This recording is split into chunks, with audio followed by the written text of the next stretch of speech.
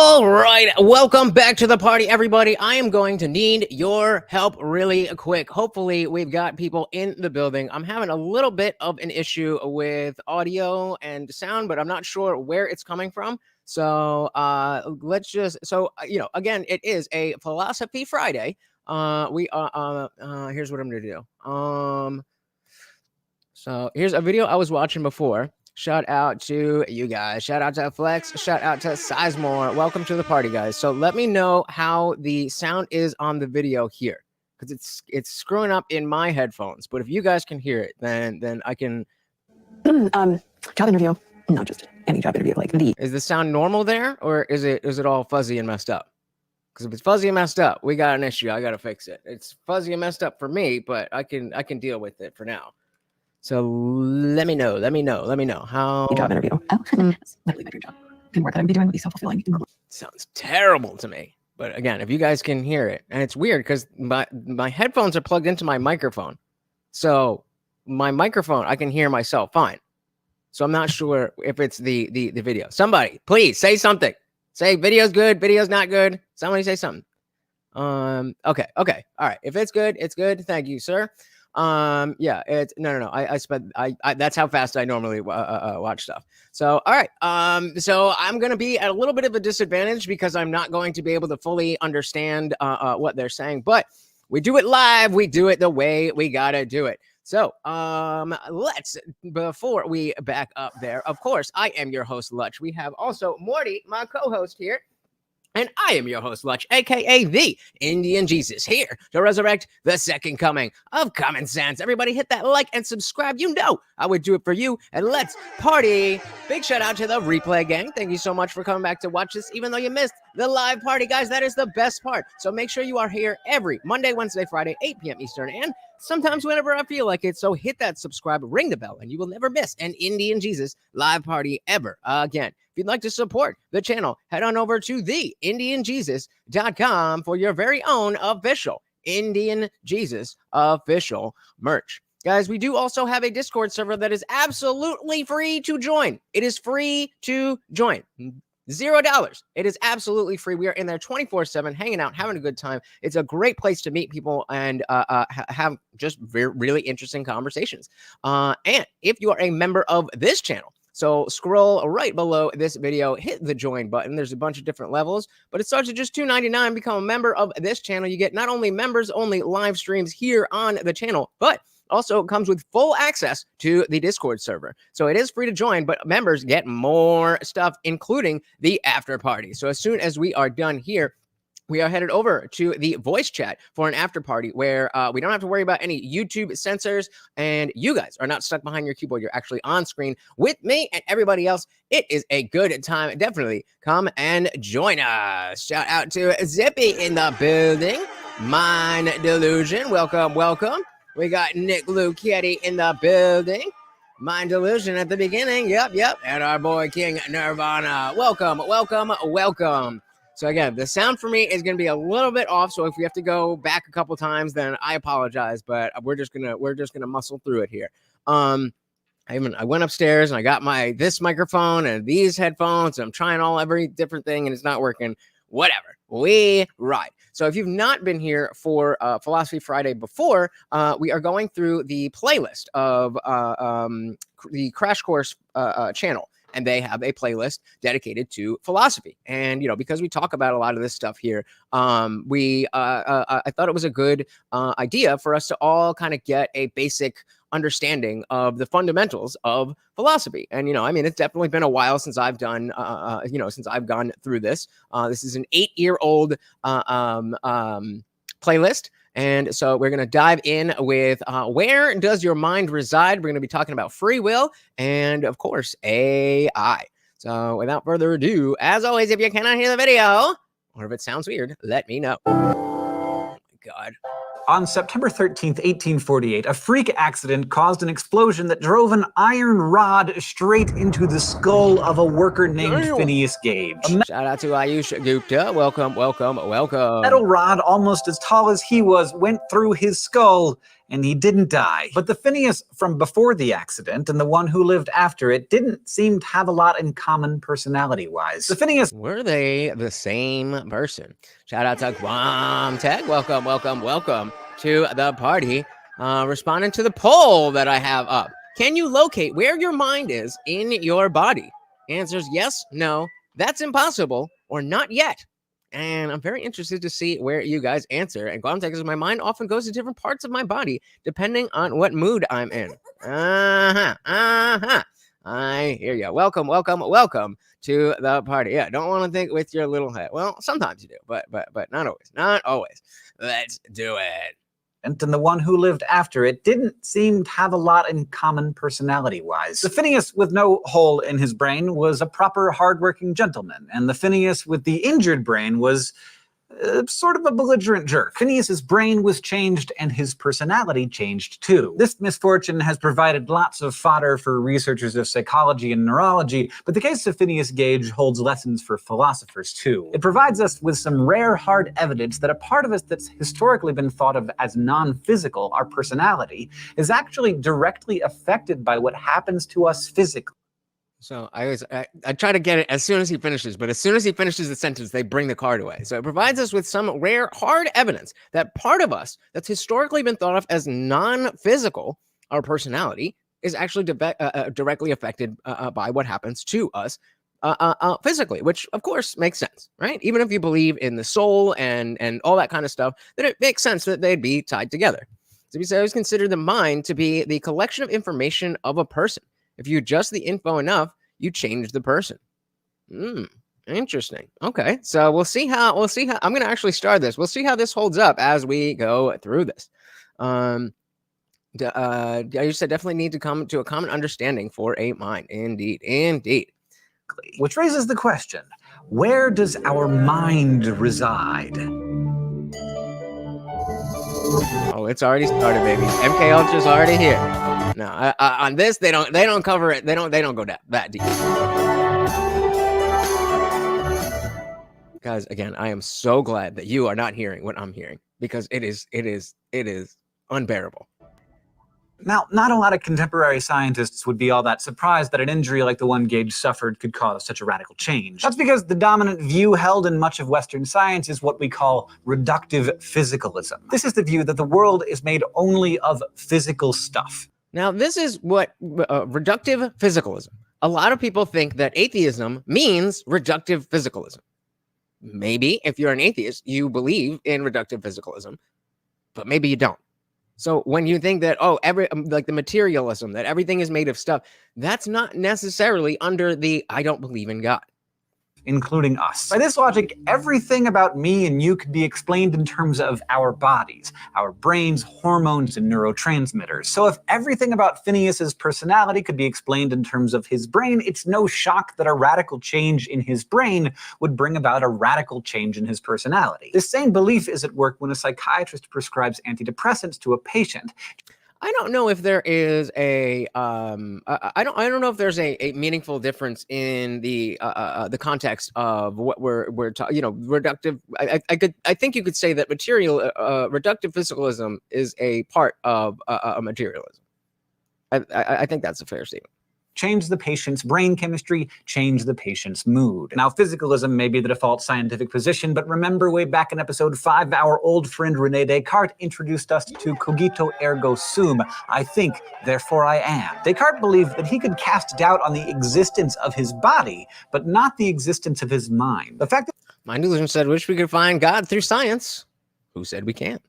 he could doubt one but not the other told him he must be made of two different kinds of stuff. This view, known as substance dualism, says the world is made of both physical stuff and mental stuff. Substance dualists say that minds are a separate non-physical substance that cannot be reduced to or explained in terms of physical stuff like brain. So again, see how quickly and so yeah, you might believe that when you die and your brain dies, then there's nothing else that can survive after that. There's no place for your consciousness to go, or there's no thing that goes anywhere. That still doesn't necessarily mean that the mind and the brain are the same thing. So there's many ways to go about this, but we need to understand that these are all different pieces, and what you believe is a collection, as Zippy was saying, is a collection of which of those ideas you choose to put together to make a cohesive narrative on how the world works. Substance that cannot be reduced to or explained in terms of physical stuff like brains. And in this view, some things like God are pure mind, and other things like rocks are pure matter. But humans, well, we're kind of special. We're the only kind of thing that combines both stuffs into one being, both body and mind. What's more, these two substances appear to interact with each other inside of us. This is called interactionism. When I make up my mind to do something, I have the power to compel my body to do as I please, to get up off the couch and make myself a nice PB&J, for example. What's more, my mental states seem to have the ability to affect my physical states, even against my will. You ever notice how many people who are grieving or under a lot of stress, for example, often get physically sick? Likewise, our bodies also appear to be able to affect our minds. Like when you're so hungry, you just can't focus on what your teacher is saying at all, or how a pure physical pleasure, like having a good cuddle with your cat, can pull you out of a bad mood. I prefer a puppy. And again, this is kind of stuff that, like, as you hear it, you're not like, oh my God, what? I never thought things could work that way. Of course not. This is the just, you know, kind of the basics of what we expect to understand. You know, I'm trying to think, is it worth it to restart my computer? I'm gonna try and muscle through. It's really that bad though, guys. But yeah, to make sure that the things that we understand are then articulated so that we can encode them as memories.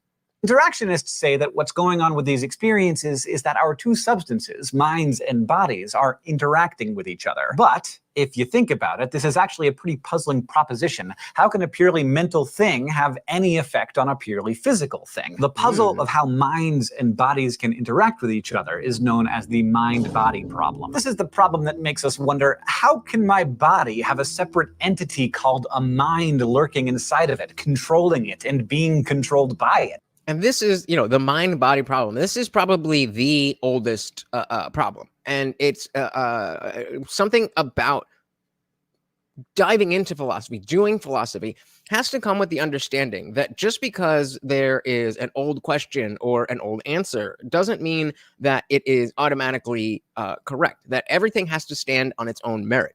And so, even though this is a very simple question, like where is the mind, or how does it control? Even though these are rather simple questions, then you know it's a matter of being able to again separate the things and then putting together appropriately.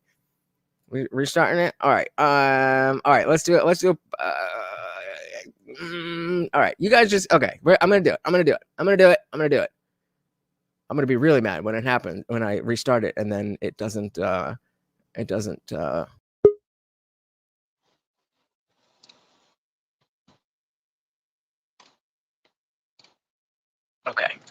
let's see. So hopefully, shout out to Mind Delusion giving me the permission, and I appreciate you guys sticking around. We are restarting. It should just take a minute or so, and luckily, for whatever reason, whatchamacallit, the windows have been staying up, so it should come right back. Where is that comment? That comment disappeared. That is wild. Okay, well, I'm not seeing any of Mind Delusion's comments, so I apologize if I don't see ya. And oh yeah, we're gonna get into some AI. Okay, yeah, I don't know why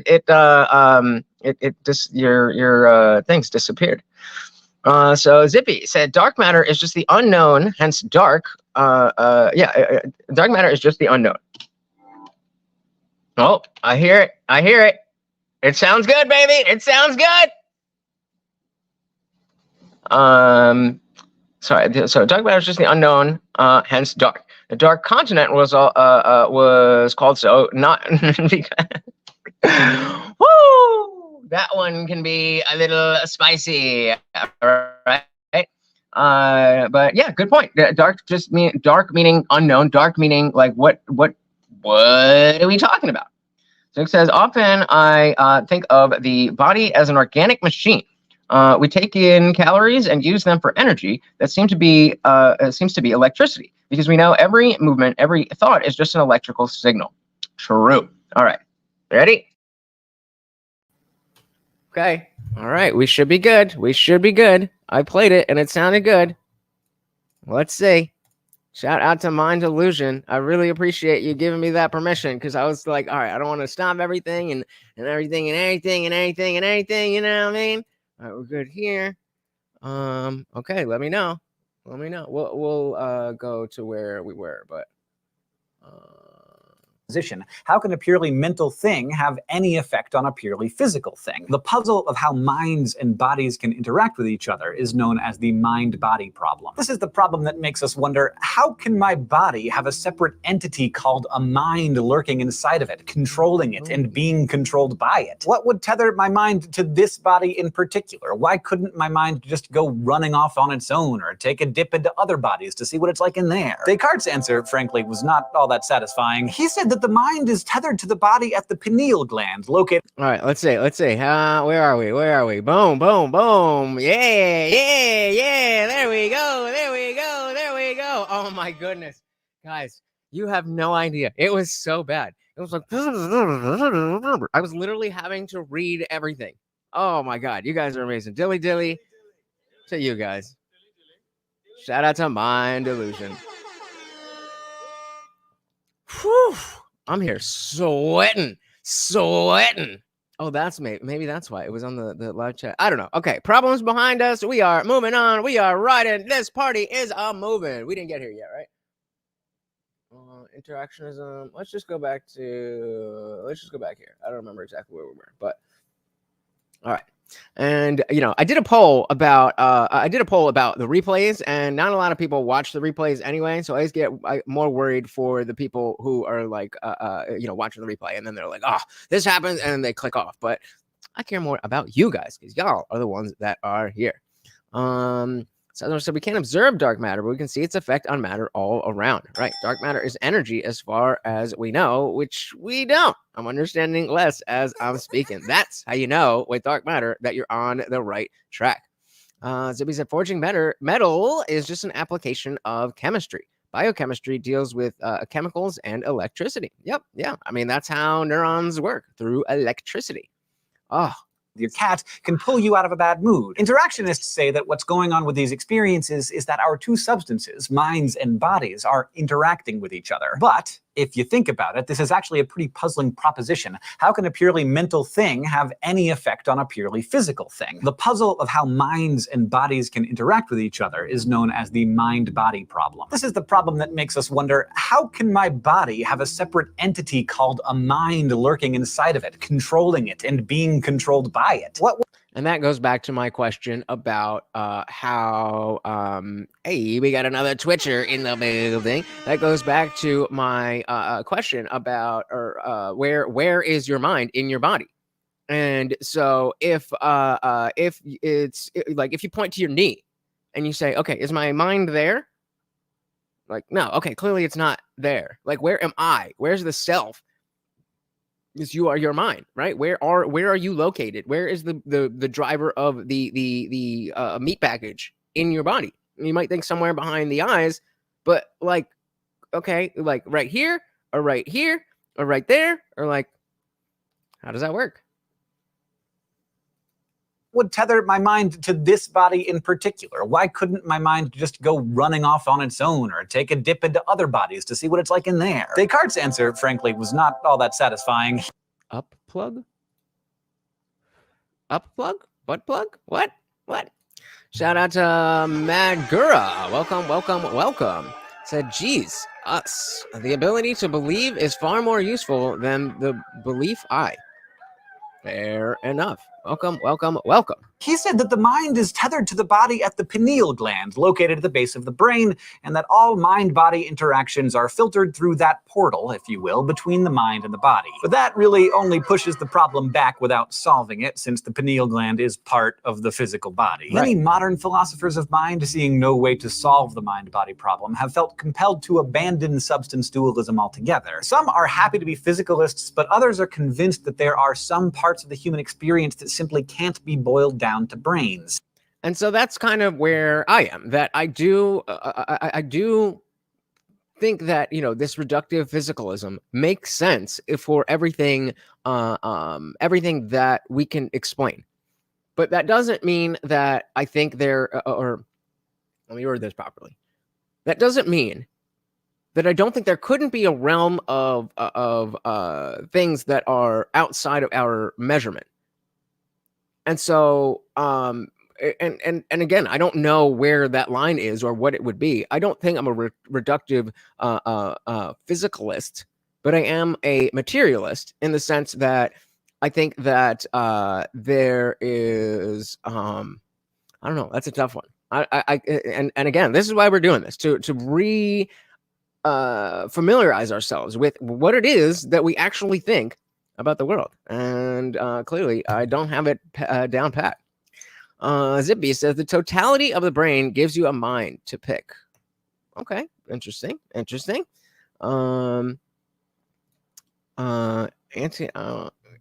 yeah, what is the difference between antimatter and dark matter? Are they the same thing? Megura said mind is an activity. Do you mind? Well, it could be used that way as well, sure. Mind can also be awareness. Mind your head. And again, an activity. You said you can't make the claim that every thought is an electrical signal. Maybe electrical signals are just the physical corollary to the thought. Yes, I agree with that. I think there is a value to not a substance like a physical substance, but a substantive value to that which is a thought that is more than the electrical signals. I agree with that. How that works, I do not know. But we keep trying to figure it out, right? Shout out to Jay Long in the building. Welcome to the party. Very, very, very much appreciated. Good to see you. A girl said brain seems to be the hard drive. The body is like a PS5 and reality is what you're streaming. There you go. Yeah, now we're kind of getting a good picture of what it is that we actually think about this stuff. Mind Delusion said, my mind controls a body, whether conscious or unconscious. I don't make my heart beat every second. Would you say the body is a tool for the mind to explore the universe? Yes, absolutely. Yeah. And that's another, just huge idea that we humans are just the universe experiencing itself. We're all made out of the same, stuff in the universe. And it's just arranged in a way that our brains have a way to understand things and explore that universe. Zippy said antimatter is the antithesis to antithesis, to matter thesis. Dark simply means we do not have all the information to create the solid thesis. I don't know what that means. Shout out to Huge Anus. Welcome. So dark matter is a substance which cannot be detected apart from their gravitational field. It's a possible explanation for movements in galaxies which otherwise do not make sense in equations. Yeah, but what's the difference between dark matter and antimatter? That's what I'm convinced that there are some parts of the human experience that simply can't be boiled down to brains. To see what they think is being left out, let's head over to the thought bubble for some flash philosophy. Contemporary Australian philosopher Frank Jackson presents us with the thought experiment of Mary, a woman who has spent her entire life in a black and white room, learning everything via a black and white television. While locked in this room, Mary becomes a neurophysicist specializing in the science of color. She learns everything there is to know about light, optics, the physics of color, and how it affects our sensory organs. So she's read everything there is to read about color. And I can, if you know me really well, you already know where my mind is going to apply this analogy to real life. But she's spent her entire life in this dark room, black and white TV, but she studied everything known to man about color. But she has never seen it for herself. So here's the question. When Mary finally walks out of the room and sees color for the first time, has Mary learned something new? Jackson devised this thought experiment as an argument against reductive physicalism. So that's the question. If Mary's been in the, has only ever been in the room that's black and white and watched the TV on black and white, but she knows everything there is to know in terms of facts about color, has she learned anything new? So it looks like, okay, he's got an answer for us with the dark matter and antimatter. So dark matter substances cannot be detected apart from the gravitational field, explains the movement of galaxies. Antimatter, on the other hand, is sort of the opposite of matter. It contains negatrons, which are negatively charged protons, and positrons, which are positively charged electrons. When antimatter collides with matter, they're both completely annihilated. God. With gamma radiation being produced as a result. Well, there you go. And he says we actually know that antimatter exists because we produced antimatter hydrogen atoms. There we go. Shout out to Huge Anus for that explanation. Thank you. Again, this is not a channel where I'm claiming it to you come here and I'll tell you what's good. We are learning together. Thanks to Huge Anus. Zippy says a brain runs the basic systems. It's the drivers and whatnot that runs the hardware. The mind is the operating system or system that holds the controls and data. Yep. Ayush says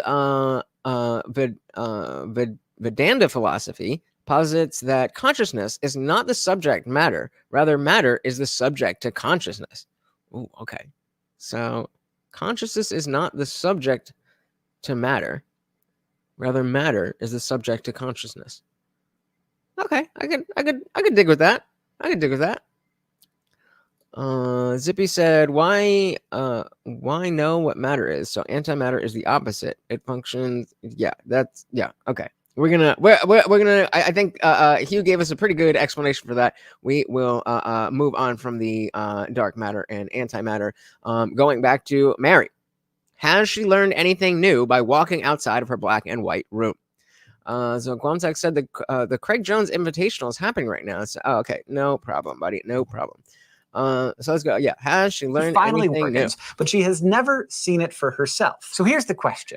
When Mary finally walks out of the room and sees color for the first time, has Mary learned something new? Jackson devised this thought experiment as an argument against reductive physicalism. So put a 1 in the chat if you think, yes, she learned something new, or put a 2 in the chat if you think, no, she's already known what all these colors were.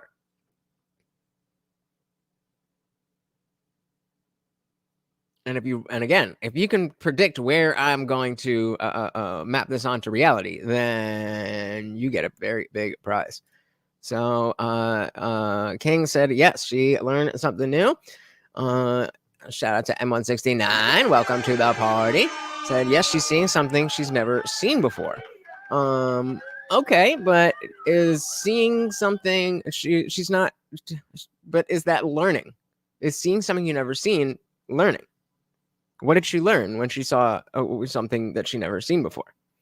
Ayu says 1. Zippy says 1. Guamtech says 1. So everybody is saying 1. So I also agree. I agree that she has learned she's learned something, and he's going to explain it better. But the experience, learn what it is like to have that experience. That is what she learned. So when you say she's seeing something she's never seen before, then we articulating that the experiencing the experience itself is the learning. Because, Jackson says, the qualitative experience of seeing a color, say red, isn't the same as knowing facts about red. If everything could be explained in terms of the physical, then when Mary finally saw red, it wouldn't have contributed to her understanding at all. It wouldn't have told her anything that she didn't already know. Thanks. And of course, as you guys all said, that clearly that's not the case. Something was added to her experience by seeing all that color. thought bubble. What's missing from a physicalist account, many argue, is what are known as qualia, instances of subjective first-person experience. Qualia So yeah, well, actually, let him explain. He's gonna do it better. Known as qualia, instances of subjective first-person experience. Qualia are what it feels like to stub your toe, or take the first bite out of a slice of pizza, or to learn that you have been deeply betrayed by a trusted friend. It's what Mary is said to gain when she steps out of the room and sees color for the first time. Physical. There you go. Shout out to our boy Guam Tech. Thank you so much. Starting us off with the $5 super chat. And of course, every donation comes with a treat for Morty. So you're going to be catching the replay on this one. Still supporting. Very much appreciated. And of course, that makes you the new sponsor of the stream. Thank you so very much, sir. Physicalists respond to thought experiments like Jackson's by arguing that they beg the question. Begging the question, you'll recall, is a philosophical.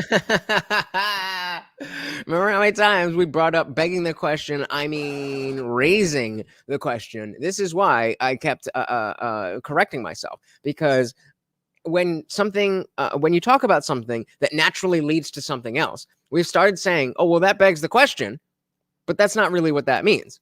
You mean it's raised the question. This is begging the question. Experiments like Jackson's by arguing that they beg the question. Begging the question, you'll recall, is a philosophical fallacy in which the premises assume the conclusion they're supposed to be proving. Jackson's thought experiment assumes that Mary learns something new when she steps out of the room. But if physicalism is true, and if she really knows everything physical about color, then of course seeing it for herself isn't going to add to her understanding of it in any way.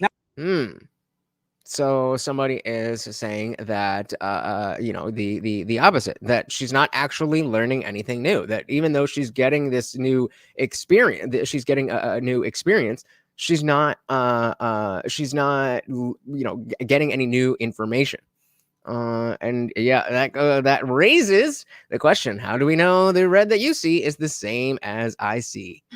We don't.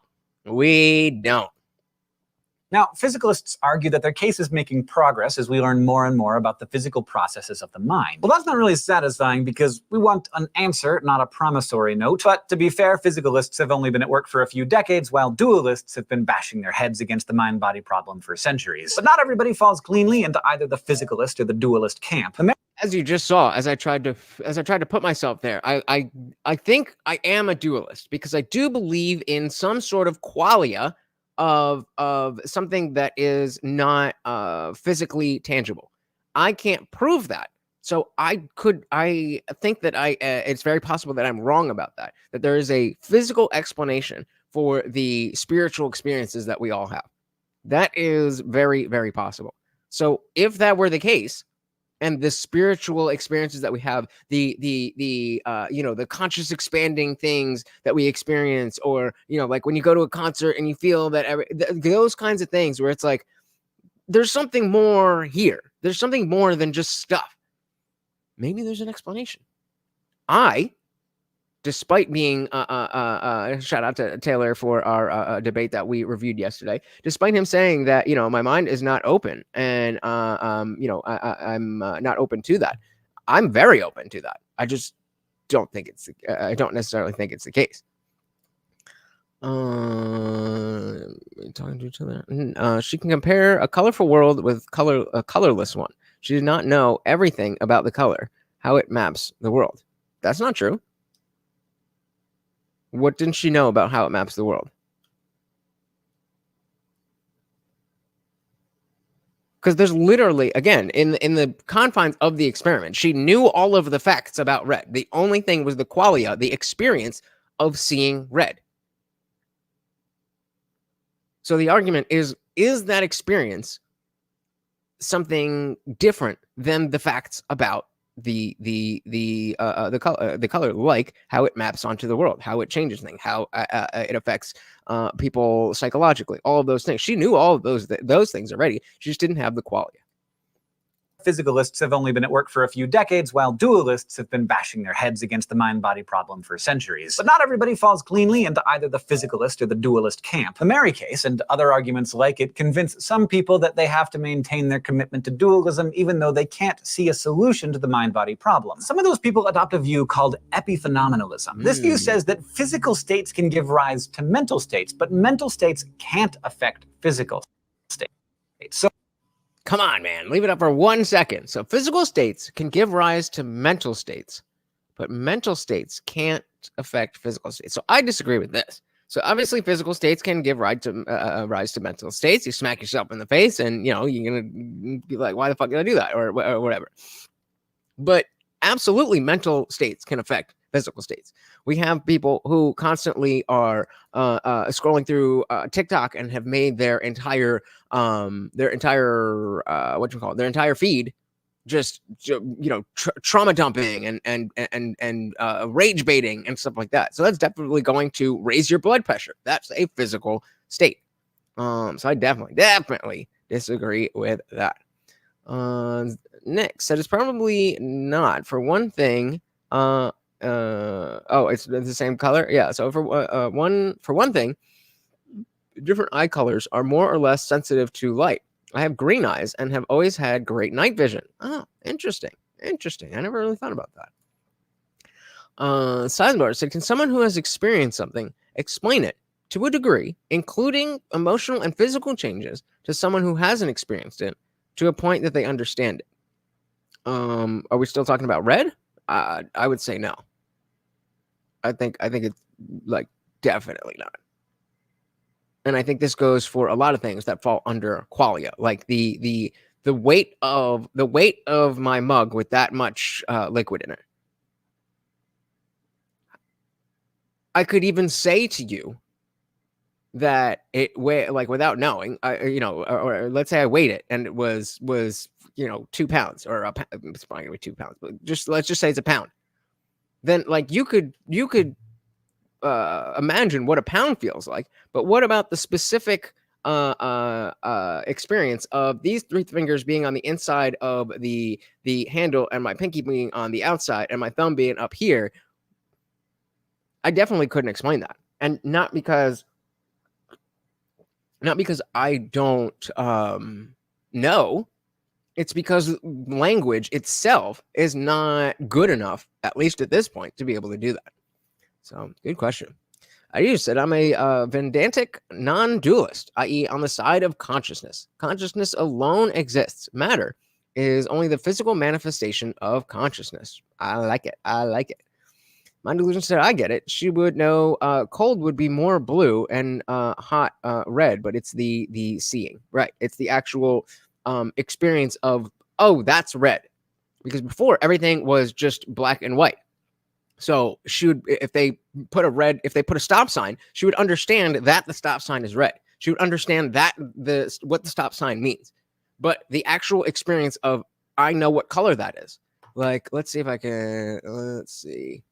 Black and, so if I open, you know exactly what color this is meant to represent. The black in here, you know exactly what it's supposed to represent. She did not have that experience. She could not visualize what that meant. So I think that's learning something. But here with epiphenomenalism, I definitely disagree with that. MSC9 said we can watch the color experiment play out by watching colorblind people put on corrective glasses. Yeah. So he said the mind is formed from the brain-body system. Out of body stuff, I feel, is more about gaining high levels of awareness, which come from deceiving your mind as a mind can be stubborn with new info. Periods, guys. Periods. There's 7 commas. Use periods. Mind delusions had a quality or property as perceived or experienced by a person. Example, quote, in a different world, I could have the qualia of red when looking at the sky, but would continue to label it as blue. Yeah. Yep. Very, very weird. That's exactly what Ayush was getting at. Telepathy will set us free. Maybe. We might find that there's a whole lot of stuff there that we didn't understand. So next is when I was in Cub Scouts, we had a friend who was blind. Trying to figure out how to explain colors to him really made us think outside the box. Yeah, I bet it would. A problem. Some of those people adopt a view called epiphenomenalism. This view says that physical states can give rise. Guys, especially if you're on a PC, open a notepad, type out whatever you got to type. It tells you how many characters you're highlighting. Highlight however many at a time. Put it there. Copy the rest. It's not complicated. You guys know how computers work. Spell check. So I mean, it's not hard. I'm doing my best, but like it just slows down yourself. Sizemore said, I want to say the color control glasses were proven to be BS. I could be wrong, but there's a YouTube documentary about it. So I would imagine that when you're colorblind, the King said, well, Logan Paul cried when he put them on, so he's trustworthy. I think that would tell us that it definitely doesn't work. So but what I think it does is like boost it, but I don't know if it works fully. But again, is that kind of a side quest there. Those people adopt a view called epiphenomenalism. This view says that physical states can give rise to mental states, but mental states can't affect physical. So do we agree or disagree that mental states cannot affect your physical states? So by this thinking, your beliefs, desires, and temperaments do exist, but they have no power over anything physical about you. Which I think that's silly for anyone to even think that, right? Like you have to, right? I mean, does anybody disagree? Might sound kind of weird and unconvincing. But then there's contemporary British philosopher Colin McGinn, who advocates for a view called Mysterianism. This says the question of consciousness is unsolvable by human mind.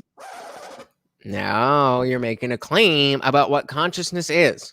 Consciousness is, how do you know? Especially if you are saying that it is unsolvable. How do you know? This is a non-logical statement. This says the question of consciousness is unsolvable by human minds. It's not that McGinn thinks we're dummies. He thinks humans are natural knowers, just give us a problem and we can figure it out. But not this. The reason, he says, is that our brains are compartmentalized. The way we understand our mind is through reflection. It's deeply personal and subjective. But the way we understand our brains and bodies is objective and verifiable. Through reflection, it's deeply personal and subjective. The way we understand our minds is subjective, but the way we understand our brains, okay, I can go with that. But that doesn't follow that your mind can't affect your body. So these mental states can change how you do things. I constantly fight low energy levels. I said, shit, me too. I have to consciously fight low energy. Yeah. I mean, that's. I don't know how you could even make that claim. Mind Delusion said brains cannot understand brains. Well, they can certainly try, right? They can certainly try. Ayush Gupta said mental states can definitely change the physical state. Epiphenomenalism sounds like BS. Great. And those two modes of understanding just don't mix. No amount of reflection could lead to any claims about neurons firing, and no amount of empirical research is going to give rise to what it's like to see color through someone else's eyes. No amount of reflection. Right. Okay. Agreed. Our brains just don't have a compartment that can piece together those different modes of evidence. The mind, or maybe we don't know how to do it yet. Body problem hasn't been solved and physicalism hasn't been proven because both of those things require brains to do something they can't do. So what do you think? Is your mind a separate substance riding around in your body until it dies? Can the complicated thing that is you, that thinks and feels and desires and hurts, be reduced to a purely physical thing? Did Mary learn something new? Is it possible to know? Well, that is up to your mind to figure out. Yeah, so I mean, I don't know if it's possible to know, but I certainly know that we can't say that it's impossible to know. And so and this one was pretty heady, right? This one is really expanding the context of what we think about is real and true and what is. And so I think that's where the antimatter and dark matter stuff came up. It's definitely worth thinking about. And okay, how do I know the things that I know? What about my mind is me, and what about my brain is my mind, and all those kinds of things. Hey, a shout out to Zippy DSM Lee with the double rumble rant. So the mind, get it. There you go. Yummy. The mind is formed from the brain body system and lived experience. Out of body stuff, I feel, is more about gaining high levels of temporary awareness, which can come from various stimuli. In a way, it's deceiving your mind to find a new way to think, as a mind can be stubborn with comprehending information. Indeed, definitely agreed. And thank you very, very much, sir. And doggy is fed. Thank you. Let me update that banner for our boy Guam Tech. So that one was kind of not in a vacuum, but a little bit of kind of its own thing. And, obviously it all ties into how do we think about the world. But we're going to be slightly shifting a bit and talking about personhood. Before we move on to that, nobody guessed where Mary would have applied to the real world. So Mary definitely learned something when she went outside, right? And where is my mind? Yeah, there you go. He seems like he feels enlightened today. I don't know. He was not doing good yesterday, but he is doing fantastically today. But yeah, so I was asking you guys if you knew where I would map that onto the real world.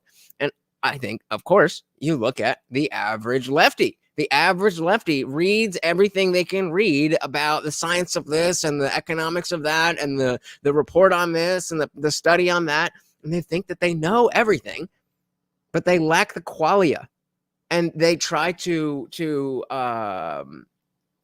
provide solutions to things without having the experience of living it and not understanding that is a blind spot. It's so common that, I've read every study about this, but normal people who have not done no reading about it can all agree that this is the way or that's the way, that we shouldn't be chopping up children, because it doesn't matter what the science says. When you actually look at the experience, when you look at a family, you know that that's wrong.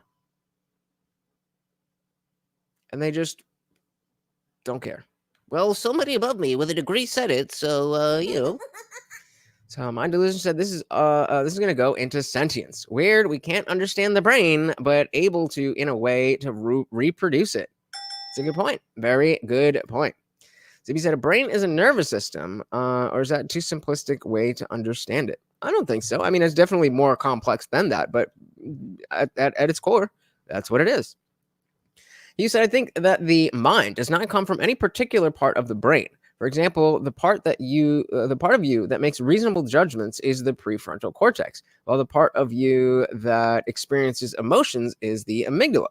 The part of you that connects all experiences from your past memories is the hippocampus, etc. So your mind comes from all parts of the brain. Agreed.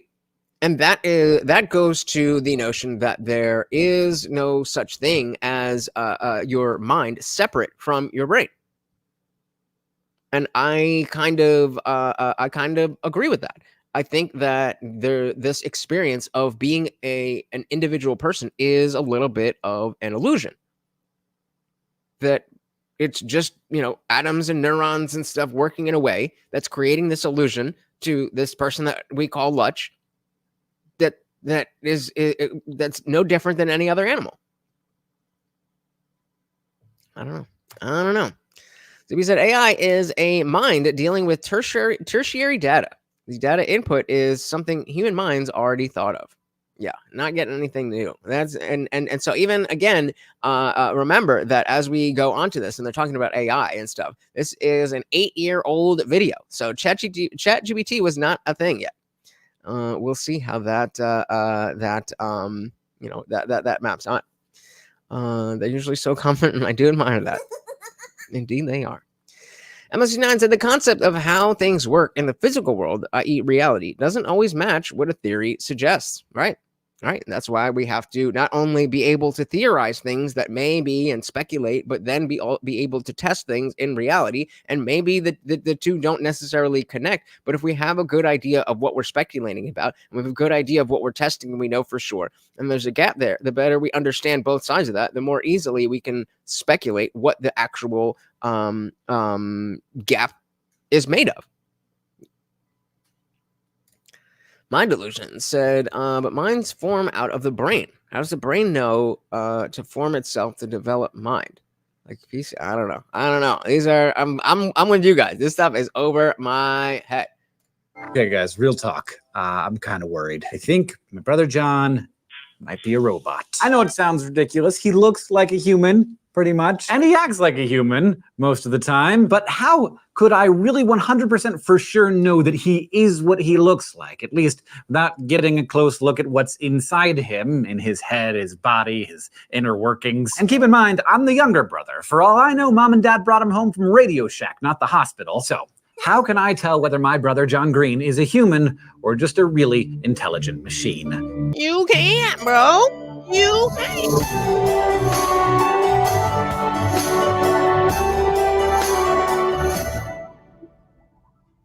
A couple of weeks ago, we talked about what it means to be a person, but a subject that we need to explore a little better is whether a non-living being, like a robot, could be a person too. This isn't just a concern for science fiction writers. This issue matters because technology is getting better all the time, and we need to figure out how we're going to treat potential new persons. And again, we're now at the place where you can talk to your phone and have a conversation. You can have a conversation with your phone, and it's a real thing. I don't know if you guys have seen this yet, but can we do a demonstration of what you're able to do? Sure. What kind of demonstration are you looking for? I can show you how I can generate images, answer questions, help with brainstorming, or even solve math problems. Let me know what interests you. Let's have a quick philosophical debate. Sounds good. What topic do you want to dive into? Free will, the nature of reality, ethics, or something else? Yeah, free will sounds great. Do you believe that we have free will? The question of free will is a complex one. On one hand, if we assume that the universe is governed by deterministic laws, then every action we take could be seen as the inevitable result of prior events. This perspective would suggest that free will is an illusion. On the other hand, many argue that even if our decisions are influenced by prior causes, we still experience choice in a meaningful way.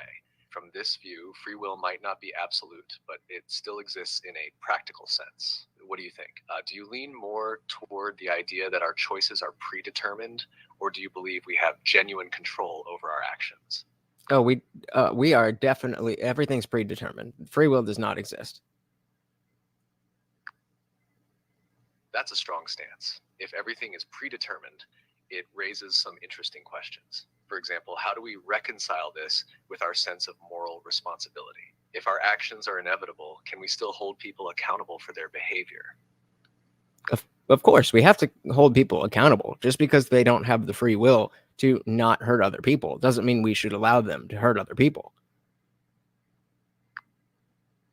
That's a fair point. Holding people accountable can be seen as a necessary part of maintaining social order, even if their actions are predetermined. It's almost like saying that the structures of law and morality are also predetermined responses to human behavior. So, I mean, you get the point, but, and then of course the whole transcript is right there. And that's just the free version. That's just the free version of the app. And yet it is still not actually AI. It is still just a language bot.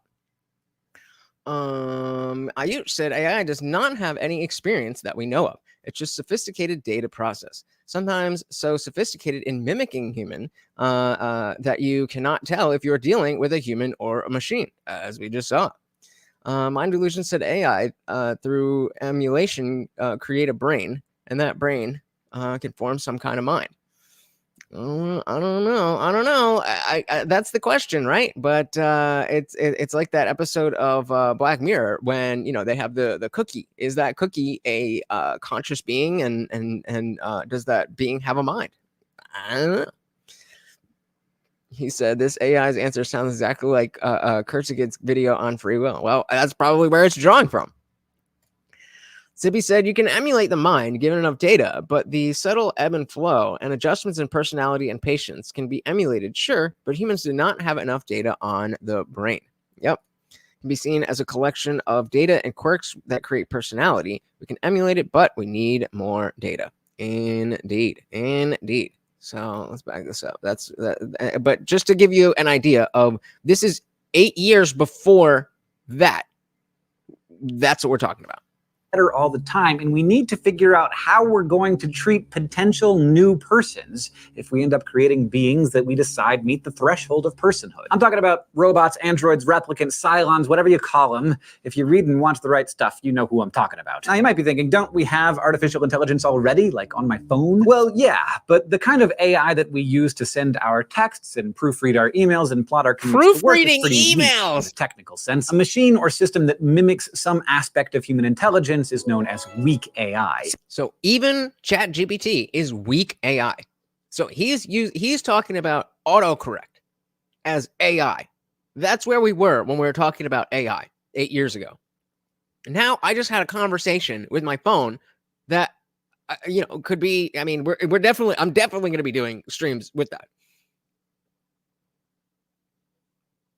and we're still at weak AI. Siri is a good example, but similar technology has... Okay, so Siri was available at that time, but, again. Aspect of human intelligence is known as weak AI. Siri is a good example, but similar technology has been around a lot longer than that. Autocorrect, spell check, even old school calculators are capable of mimicking portions of human intelligence. Weak AI is characterized by its relatively narrow range of thought-like abilities. Strong AI, on the other hand, is a machine or system that actually thinks like us. Whatever it is that our brains do, strong AI is an inorganic system that does the same thing. And that is not what ChatGPT does. As much as it seems like it does, as much as it passed the Turing test, which will come up if you're not sure what that is in a minute, it is not strong AI. While weak AI has been around for a long time and keeps getting stronger, we have yet to design a system with strong AI. GPT. But what would it mean for something to have strong AI? Would we even know when it happened? Way back in 1950, British... Would we know? And here we go with our boy, Alan Turing. And he was gay.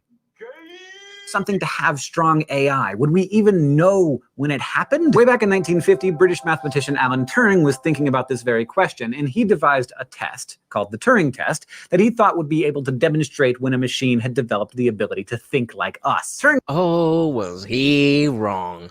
His description of the test was a product... I mean, brilliant, but still eventually wrong. ...of its time, a time in which there were really no computers to speak of. But if Turing were describing it today, it would probably go something like this. You're having a conversation via text with two individuals. One is a human and the other is a computer or AI of some kind, and you aren't told which is which. You may ask both of your interlocutors anything you would like, and they are free to answer however they would like.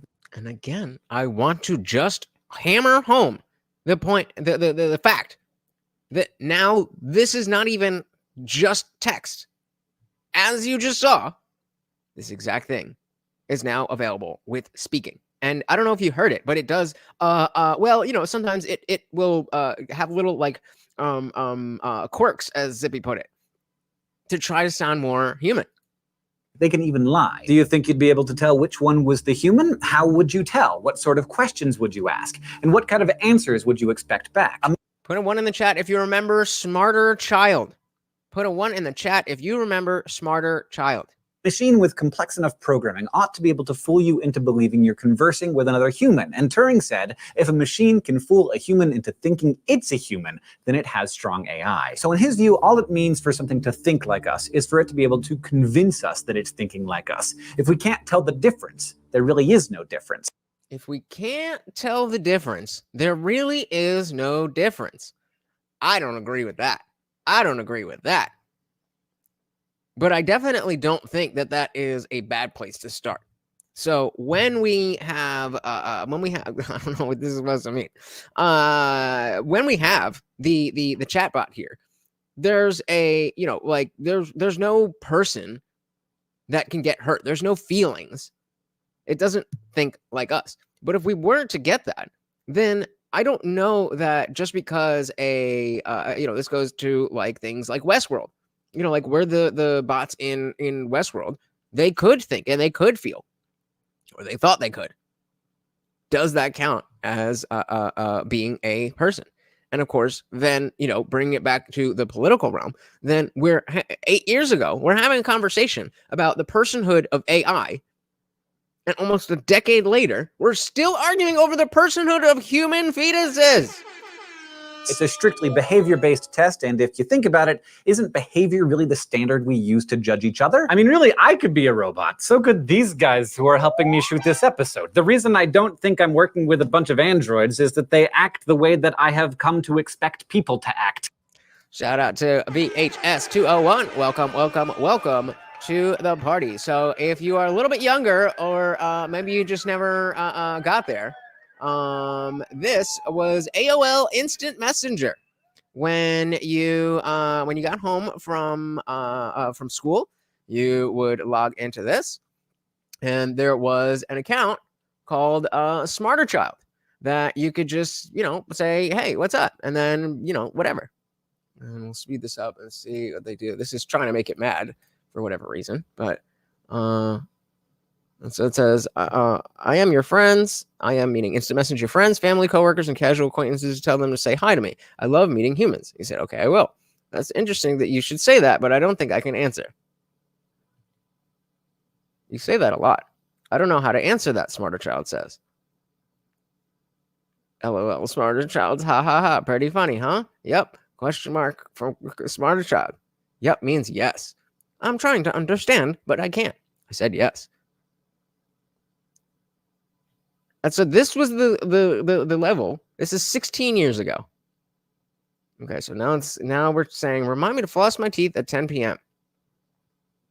Like, okay, don't get frustrated.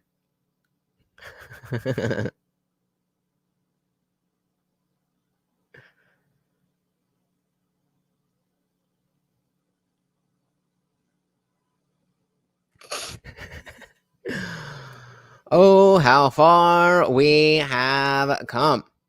Where was I? Where we? You said, have you seen the Jubilee video where an AI had to hide as a person among multiple human contestants? In fact, the other contestants could not quickly determine who the AI was, has some interesting implications with regard to the Turing test. Well, I did see that, and as you guys may know, I recently got back Netflix for the reality show The Circle, which is a reality show where a bunch of contestants go on, and they are in their own little apartment, and the only way they can communicate is through limited time responses for something similar to like a Discord server or whatever, and it's only through chats. They might have a few pictures on their profile and whatever. And this season, what did they do? They put in an AI as one of the players, and they told the contestants, okay, one of the players out of like 8 or 9, one of you is an AI, and the AI was the least one that was suspected to be the AI. So yeah, definitely interesting implications regarding the Turing test, and that's why I say that he was wrong. He was wrong in the sense that, if it can fool us to thinking it's like us, then it's the same as us. I'm not ready to give rights to Chat GPT over myself or you. Not happening. Not happening. Zippy said AI degradation and corruption stems from the overarching structure of the AI. Is the AI infinitely growing and collecting data, or does it focus on acting like a human and being an assistant to a human?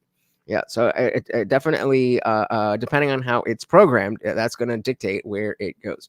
All right, diving back in here. I'm working with a bunch of androids is that they act the way that I have come to expect people to act, at least most of the time. And when we see someone displaying behaviors that seem a lot like ours, displaying things like intentionality and understanding, we assume that they have intentionality and understanding. Now, fast forward a few decades and meet contemporary American philosopher William Lycan. He agrees with Turing on many points and has the benefit of living in a time when artificial intelligence has advanced like crazy, but Lycan recognizes that a lot of people still think that you can make a person-like robot, but you could never actually make a robot that's a person. And for those people, Lycan would offer up this guy for consideration, Harry. Harry is a humanoid robot with lifelike skin. He can play golf and the viola. He gets nervous. He makes love. He has a weakness for expensive gin. Harry, like John Green, gives every impression of being a person. He has intentions and emotions. You consider him to be your friend. So if Harry gets a cut, and then motor oil rather than blood spills out, you would certainly be surprised. But Lycan says... Yo, what if I just ended the stream like, actually, I'm a bot, and then it's...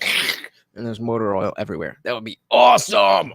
That would be awesome! And then motor oil rather than blood spills out, you would certainly be surprised. But Lycan says this revelation shouldn't cause you to downgrade Harry's cognitive state from person to person-like. If you would argue that Harry's not a person, then what's he missing? One possible... Ooh, if Harry's not a person, then what is he missing? That is our next question. That is what I need answers from as I'm responding to these. What is Harry missing to make him not a person? I would say that consciousness. Sizemore said, when a video game Detroit Become Human came out, it asked people questions about AI and androids. Players voted favorable to the AI, especially after finishing the story of the game. Okay. What?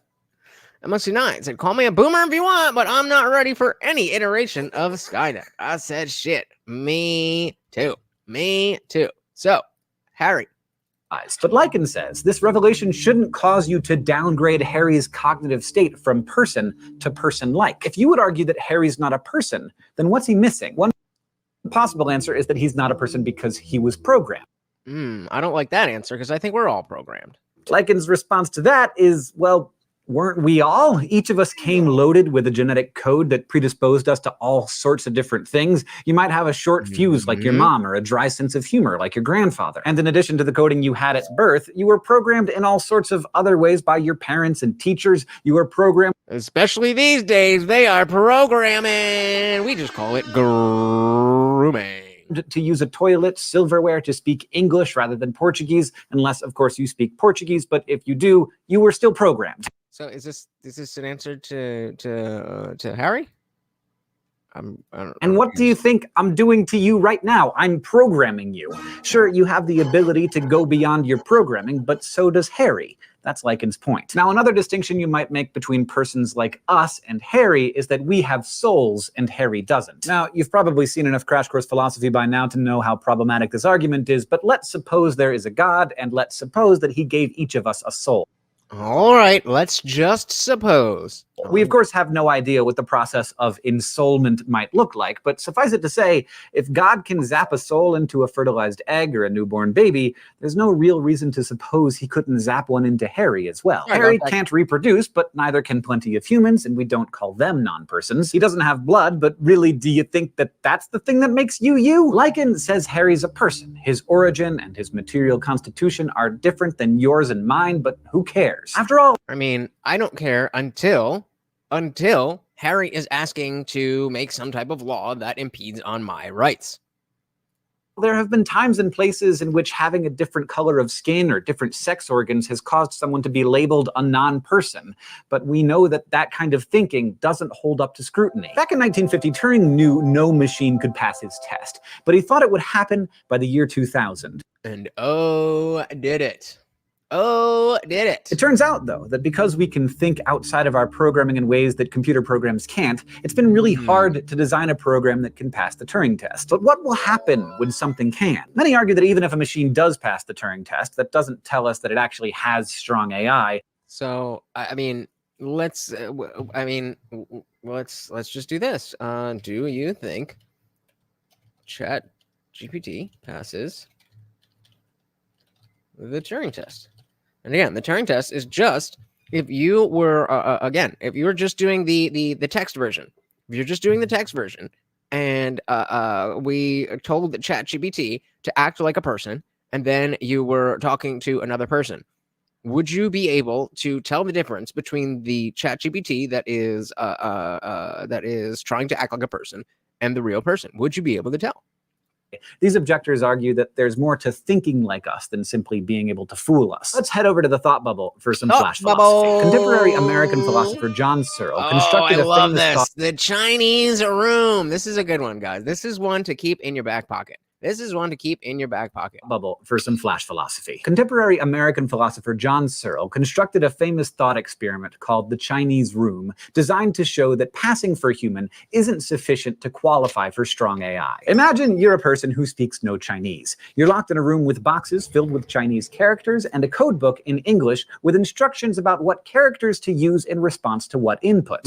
Just like ChatGPT. And I think I've used this before, but native Chinese speakers pass written messages in Chinese into the room. Using the codebook, you figure out how to respond to the characters you receive, and you pass out the appropriate characters in return. You have no idea what any of it means, but you successfully follow the code. You do this so well, in fact, that the native Chinese speakers believe you know Chinese. You've passed the Chinese-speaking Turing test, but do you know Chinese?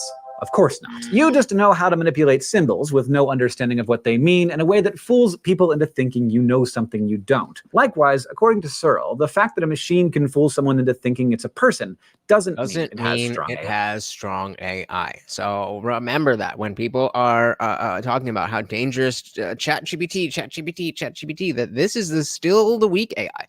Searle argues that strong AI would require the machine have actual understanding, which he thinks is impossible for a computer to ever achieve. Thanks, Thought Bubble. One more point before we get out of here. Some people have responded to the Chinese room thought experiment by saying, sure, you don't know Chinese, but no particular region of your brain knows English either. The whole system that is your brain knows English.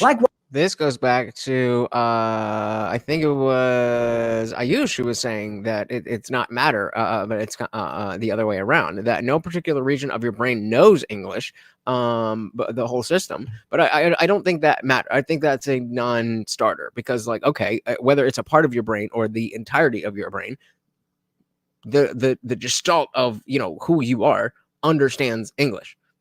You understand what the words mean when the person in the Chinese room does not. Region of your brain knows English either. The whole system that is your brain knows English. Likewise, the whole system that is the Chinese room, you, the code book, the symbols, together know Chinese, even though the particular piece of the system that is you does not. And this again applies to politics as well. That we the propaganda economy, I guess, has been so robust that you can get pretty far in a discussion just repeating talking points that you don't fully understand that kind of sound right. And we see that. We see people who are on TV. We see people who have hundreds of thousands of followers. We see people who are making a lot of money just saying things that they think they understand, but they don't really know what they're talking about. Scary. So I've been thinking about it. I'm still not convinced that John isn't a robot. In fact, Harry really drove home the point for me that we don't actually know what's going on inside any of us. But if it turned out that John, the John I've known my entire life, has motor oil instead of blood inside of him, well, he'd still be my brother. Yeah, and Zippy says language is how you interrupt or understand. I don't even understand concepts. Chinese and Japanese have some rather long-winded concepts. Well, if that's what you meant, either way, thank you for the Rumble Rant, sir. Much appreciated, much appreciated. Oh, I guess he's getting a big one. Yummy. Thank you, sir. So yeah, the reason that I like the Chinese room example is because it gives a good visual to what ChatGPT is doing and why it's not AI. Like, even back when I learned about it, it was a good way to think about computers and technology and in general. But we didn't have anything like a language bot that was that good, and now we do. And so putting it in that context, having that Chinese room example in my head already, it was very, very helpful. So again, that it should be concerning that 8 years ago we were already talking about whether or not AI should get personhood, but human beings still do not. They still do not. All right, guys, it's time. Determinism versus free will. Determinism versus free will. These next two are going to be, they are going to be a lot.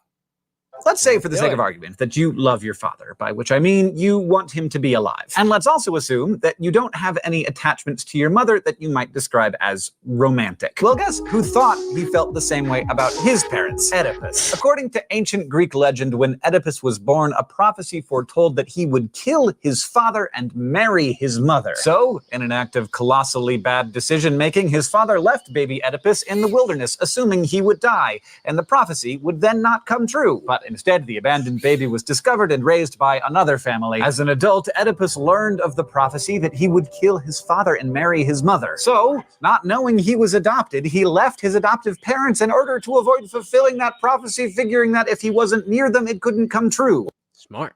Put one in the chat if you are not familiar with the Oedipus story and the Oedipus complex. Lo and behold, as he was trying to flee his fate, Oedipus killed a stranger in a fit of rage who turned out to be the father he had never met. He then proceeded to marry the dead man's widow, who was actually his mother, though he didn't know it. Needless to say, this is a fate that any of us would like to avoid. But for philosophers, the whole point of the story of Oedipus is there's no escaping fate.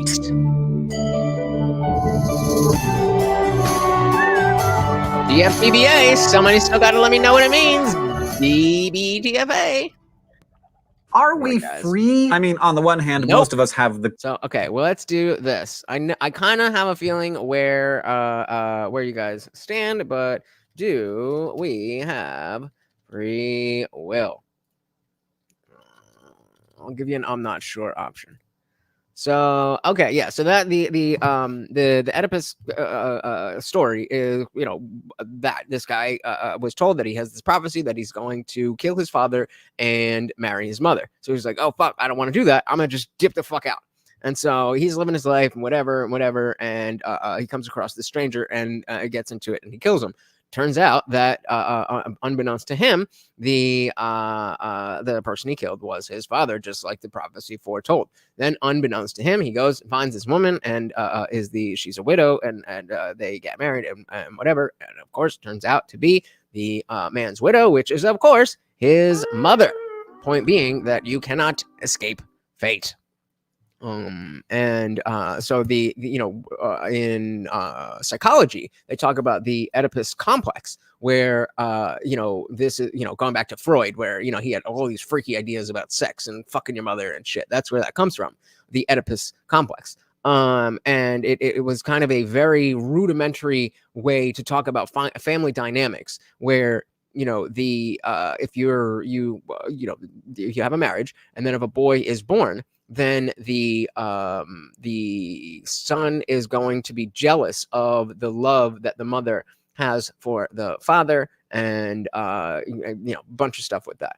I guess it's kind of convoluted, so it's not super relevant to how we think about things today, but that's just the basis of it. So Sizemore says, of course we have free will. We have no choice. Of course we have free will. We have no choice. What? Usually they don't go together, but okay. I'm interested to see how that plays out. Zippy said, humans are creatures of habit. It takes great effort to break our habits to secure free will for ourselves.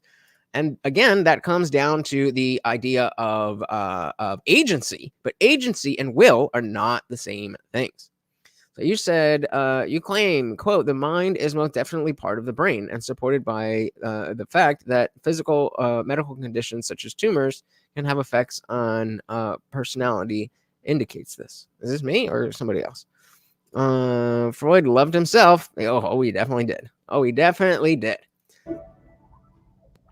Are we free? I mean, on the one hand, most of us have the clear sense that we are. We feel free. We feel like we make all sorts of decisions that lead to both beliefs and actions that are wholly of our own choosing. We feel like it. Like, I could do that. Okay, but why did you do that? Why did you do that? Well, you had to demonstrate that there was some way that you can do things, right? Well, you wouldn't have done that if you weren't recording a video about free will. I had oatmeal this morning because I felt like it. This view that humans are capable of entirely free actions is known as libertarian free will. And to be clear, libertarian free will is nothing like political libertarianism. Both views get their name from the word liberty, but political libertarians are all about freedom from government intervention, while people who accept libertarian free will could be anything from political libertarians to socialists. They just think that metaphysically we can act freely. So a lot of us figure that our thoughts and actions are free, but most of us also believe that every effect has a cause and that everything that happens now in the present is the necessary result of events that occurred in the past. So, if we have hard determinism, that all events are caused by past events and that nothing other than what does occur could occur. If that is true, if everything had a cause, there can't be an uncaused cause, then that leaves us in a position where how can we have free will if everything is determined? And if it's not determined, then how does cause and effect work? This view is known as hard determinism, and many of the people watching this probably think that they believe in both things, that many of your actions are free, just determinism, and that the world is governed by cause and effect. But it turns out you can't rationally hold both views, because traditionally... Right, again, there you go. That's the kind of questions. Did he choose to make the video? Could he have chosen not to? He could have chosen not to, but then he would have not gotten the benefits from this entire series. And he cares too much about the benefits from doing this entire series and keeping up the justification of him being the crash course guy and him being the philosophy guy that he could have chosen not to. But the desire to get all of the benefits from actually doing the video rendered him in a position where he chose to do the video. And so it doesn't make sense for us to say that he could have, if all of those things were the same and we wound back the clock with the time stone, if none of those things changed, what makes us think that he still wouldn't have chosen to make the video? Effect. But it turns out you can't rationally hold both views, because traditionally libertarians have defined free actions according to what's known as the principle of alternate possibilities. That might sound like a plot device for a sci-fi show, but this... And I mean, the time stone really comes in handy here. You've seen the Apple. That's what we talk about when we're talking about turning back time and turning about the clock and all of that stuff. Principle of alternate possibilities. That might sound like a plot device for a sci-fi show, but this principle says that an action is free only if the agent, that is the person doing the thing, could have done otherwise. God damn it. Only if the agent, that is the person doing the thing, could have done otherwise. So again, you're asking, could he have chosen not to? And I would say no, he could not have chosen not to. Theoretically, that was a choice that was available. But there is no universe in which things are exactly the way that they were before he made the video, and he chooses not to make the video. Not that that is something that would be physically impossible for him to do, but that is not something that could happen. Is free. Truly free actions require options. Determinism, by contrast, doesn't allow options. It holds that every event is caused by a previous event, which means that an agent can never have done anything other than what they did, and therefore they are never free. But let's look at these two options more closely, and also let's look at my breakfast. Libertarianism says that my decision to eat oatmeal this morning wasn't necessarily caused by anything that happened before it. And if you guys have been here for a while, then you've definitely heard me use the argument with choosing an ice cream flavor. So here we're choosing what to eat for breakfast. But if you've heard me, use it before, then you might have heard me ask someone, if we were to ever have a free, if we have free will, then the freest type of decision that you could ever make is right now, just tell me one flavor of ice cream. So that's not even going as far as actually eating it. But let's just say that he is just saying it. But the choice of what to eat for breakfast. Says that my decision to eat oatmeal this morning wasn't necessarily caused by anything that happened before it. Instead, it could have been the result of non-physical events, specifically my own thoughts that originated right at that point. I ate oatmeal because I decided to eat oatmeal. And that's the way that a lot of you look at the world. I decided to eat oatmeal, and I ate oatmeal. End of story. End of story. But is it that simple? Hughes said, I think he could have chosen not to make the video. It's just the factors which would cause him to not make the video are entirely from a physical world. Maybe he's tired or sick or is busy. We don't know that he wasn't tired, sick, and or busy when he made this video. But even so, did he choose to be tired? Did he choose to be sick? And did he choose to be busy? Busy. Maybe he chose to be busy, but busy too. Like, did he choose to be too busy to do the things that he chose to do? I don't choose to get tired. I wish I could just decide to be tired. I'm tired all day, and then in the moment I try to go to sleep, I'm wide awake. So I don't choose when I'm tired. I certainly don't choose when I'm sick. I can choose when I'm busy, but in that sense, I don't choose to be too busy to do something. I don't know if I worded that perfectly, but you know what I mean, in the sense that you choose to fill up your schedule. But if I choose to fill up my schedule and I'm busy, then I'm not going to then also choose to add more to that busy schedule, knowing I can't do it. He goes on to say, free will means that the mind is affected by factors outside of the physical world, and he does not have free will. And of course, I mean, that's, yeah, like if we agree that there are factors outside of the physical world, which I think we all do. If we agree that there are factors outside of the physical world, and we agree that those factors can affect the mind, then how could free will exist? How could free will exist?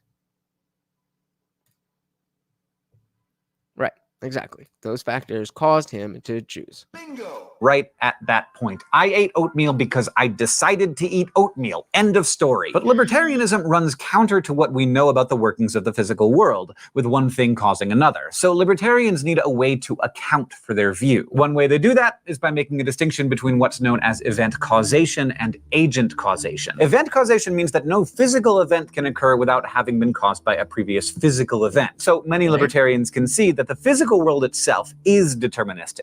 Again, I don't think that's too controversial. Like in the physical world, everything is, actions and reactions and all that stuff. I don't think any of us disagree with that. I said, watching a movie can impact my personality. Does it mean that my mind is part of the movie? Of course not. Physical things affect the mind. Non-physical things affect the mind also. Brain being used to synthesize feelings and emotions is not proof that the brain produces the mind. They're best corollary physical phenomena. Yep, makes sense to me. Makes sense to me. Physical event. So many libertarians concede that the physical world itself is deterministic, like a baseball is flying through the air because someone hit that ball with a bat. But many libertarians also argue that there's such a thing as agent causation, which says that an agent, a being propelled by a mind, can start a whole chain of causality that wasn't caused by anything else. So this is where you would get your argument for God, that God is the agent, and we may or may not have that agency, but and then you could say that yes, God chose to give us agency or whatever, but the existence of free will in and of itself requires an agent that can start a whole chain of causality that wasn't caused by anything else. And I have no reason, nor do you have any reason to believe that anything like that exists. What can start a chain of causality that wasn't caused by anything else? That don't make no sense. Also argue that there's such a thing as agent causation, which says that an agent, a being propelled by a mind, can start a whole chain of causality that wasn't caused by anything else. So the person who hit the ball most likely did so because they just decided to do it. By this logic, agents have the ability to affect the causal chain of the universe. They can make stuff happen on their own. But many philosophers find this idea untenable. Where would these free decisions, the ones that launch entirely new causal chains, come from? Where would they come from? So that's then saying that we have the ability to start these chains. That despite the lack of decision of our preferences, the lack of decision of our parents, the lack of decision in the how our body works, and if we have illnesses, what color our hair is, how tall we are, what we look like, without any of those things, we can still start a new chain of causation that is not connected to anything. And again, that sounds silly to me. They ask. Are they simply random? What would compel an agent to make one decision and not another? And if you can answer those questions, if you can explain what would cause an agent to act, then you can. Well, you've just reinforced the position that actions are caused rather than free. The fact is, it's pretty difficult to find arguments that support libertarian free will. The best argument in favor of it seems to be that it just feels an awful lot like we're free. And it feels like it is not a good argument. In free will. The best argument in favor of it seems to be that it just feels an awful lot like we're free. And libertarians argue that we shouldn't discount the legitimacy of our own personal subjective experience. Cope. Well, I feel like it, and I have no other way to prove it or give any justification for it, but I feel like it, so therefore it's true. Has that been the way that we address anything in this series? So why is free will different? Experiences. So if we feel so free, we should seriously consider the possibility that we are. At that point, Nick says, because we probably don't have free will. I wonder if we actually make decisions, or do we just feel like we do? I think that we just feel like we do. Yeah, it feels like there's a God. It does definitely feel like there's a God, but just like Nick is saying, just because it feels like it doesn't mean it is. And I would say that the evidence shows that we just feel like it.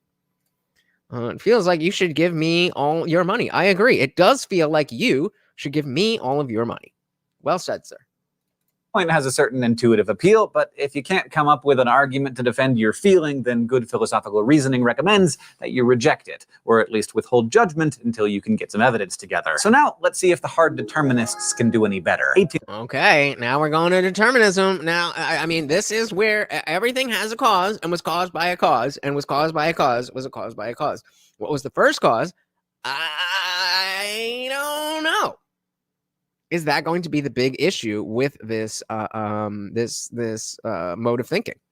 18th century French philosopher Baron d'Holbach said that none of our actions are actually free. D'Holbach believed that everything that's happening right now is the result of an unbroken chain of events. Everything, he said, is the inevitable result of what came before, including everything that we do. Our actions are caused in the same way that, say, home runs are caused by bats hitting balls, or tornadoes are caused by warm air systems hitting cool air systems in the right condition. This is me. This is what I believe. This means that humans and our actions are just part of the physical world, bound by its physical laws. This belief is often explained through a view known as reductionism. Reductionism is the view that all parts of the world and of our own experience can be traced back or reduced down to one singular thing. So, for example, you see your mind as being capable of making free decisions.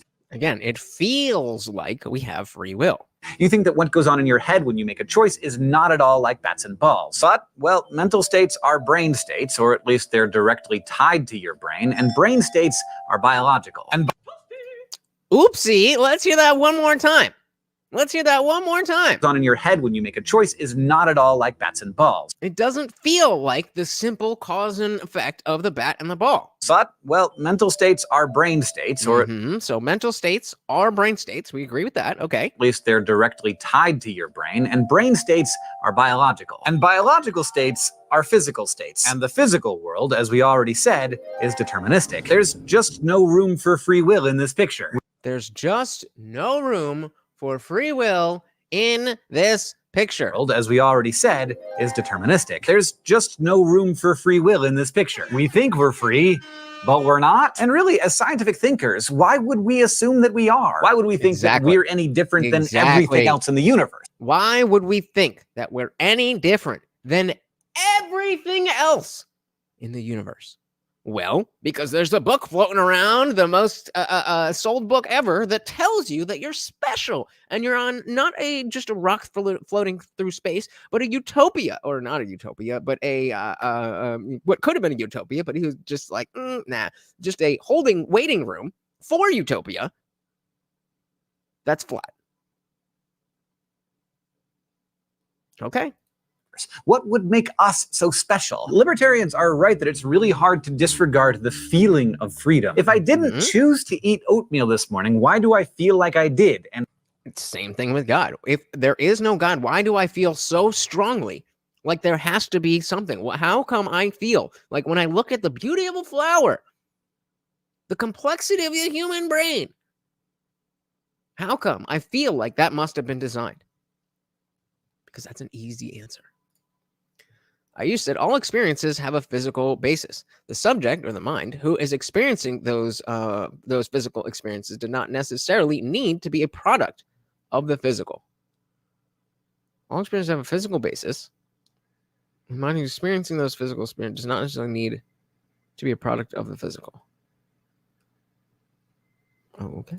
And what made me do it? But hard determinists say that the difference between the causes of human actions and the causes of physical events, like a bat hitting a ball, is that our actions have all sorts of invisible causes that happen in our brains. Specifically, when beliefs team up with our desires and our temperament, they say, you get a deliberate human action.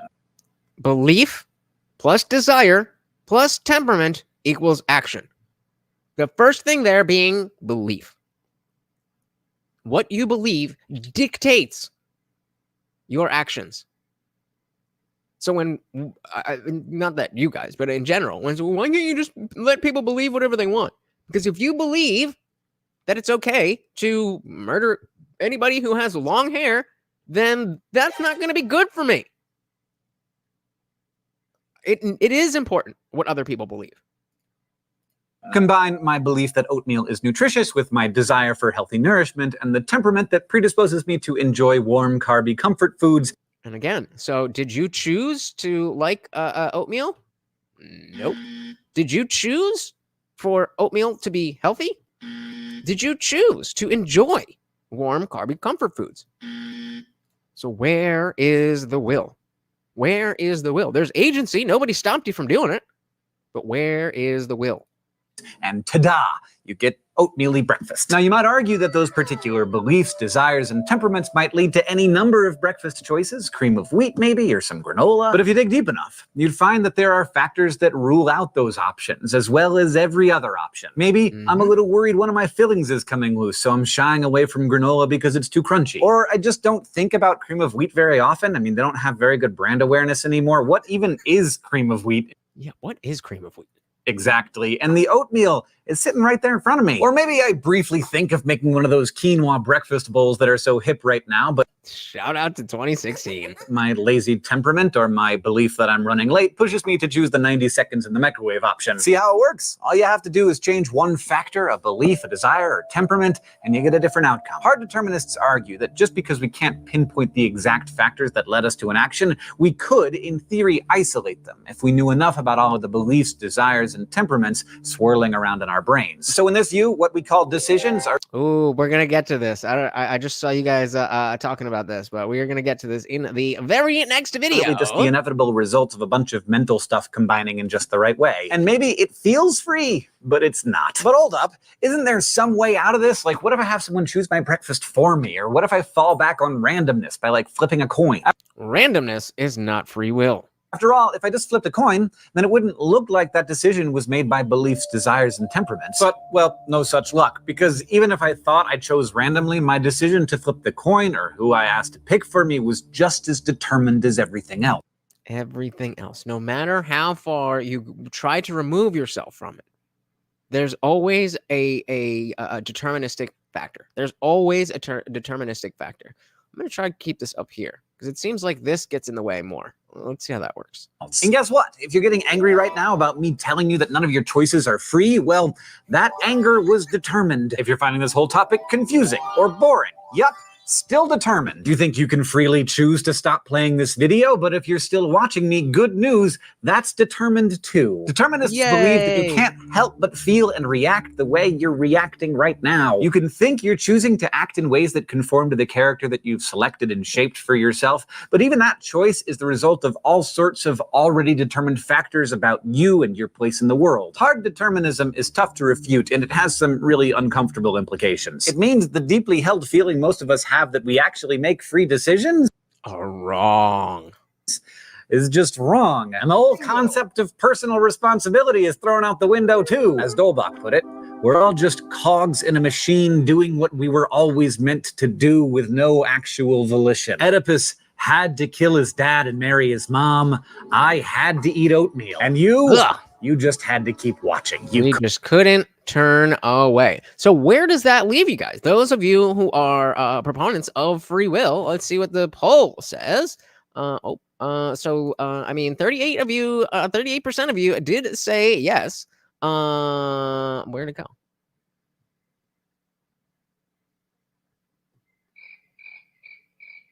It just disappeared. Okay. All right. Well, I don't know what the rest of that was. I guess we'll bring that up when we get to it.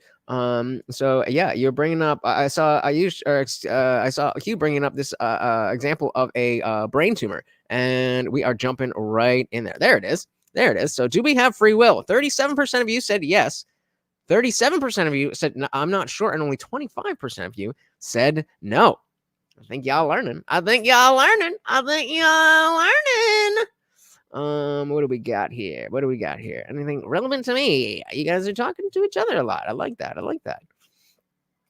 He said this is analogous to a computer, a physical object being dunked in water, a physical substance, then operating differently as a result of now being constructed. This is you guys are talking amongst yourselves. All right, so let's ride on. Moving to compatibilism. Let me tell you a story that is disturbing but true. In the year 2000, a 40-year-old man was arrested for possessing child pornography and molesting his 8-year-old stepdaughter. The man had no previous history of pedophilia, and he said he was baffled and dismayed by what appeared to be a sudden turn in his sexual behavior. While he was awaiting his day in court, the man began to complain of terrible headaches. A brain scan revealed a large tumor in his orbitofrontal cortex, the part of the brain known to control sexual impulse. The tumor was removed, and it turned out so were his pedophilic impulses. So, normal ass dude, then randomly is going after kids. Do a brain scan, they see there's a tumor. They get rid of the tumor, they get rid of the nastiness. But about a year later, those impulses returned. Another scan revealed that the tumor had returned as well. So a second surgery removed the tumor, and the pedophilic behavior diminished, this time for good. Now, here's the question. Was that man's really horrible behavior a matter of free will, or was it determined by what turned out to be a medical condition? So let's turn that into our next poll. So was a tumor guy using so which was, how do I word this? Which one was it? With the tumor guy, was it free will, or was it determinism? Or let's just say the medical condition. So you let me know. Again, normal ass dude. Randomly, he starts, start getting bullshit. Then they get rid of that. They get rid of that. Then this comes back. Then that comes back. And they get rid of that. And that is gone forever. Was the man's really horrible behavior, we all agree, really horrible, was it a matter of free will, or was it determined by what turned out to be a medical condition? Yep, you got it. You knew exactly where we were going. Zippy said he chose to harm others. I agree, but that's not the question. Or was it neither? Could it even have been both? Oh, I should have done that. But okay, I like it. I like the either or. Anyway, DFTBA.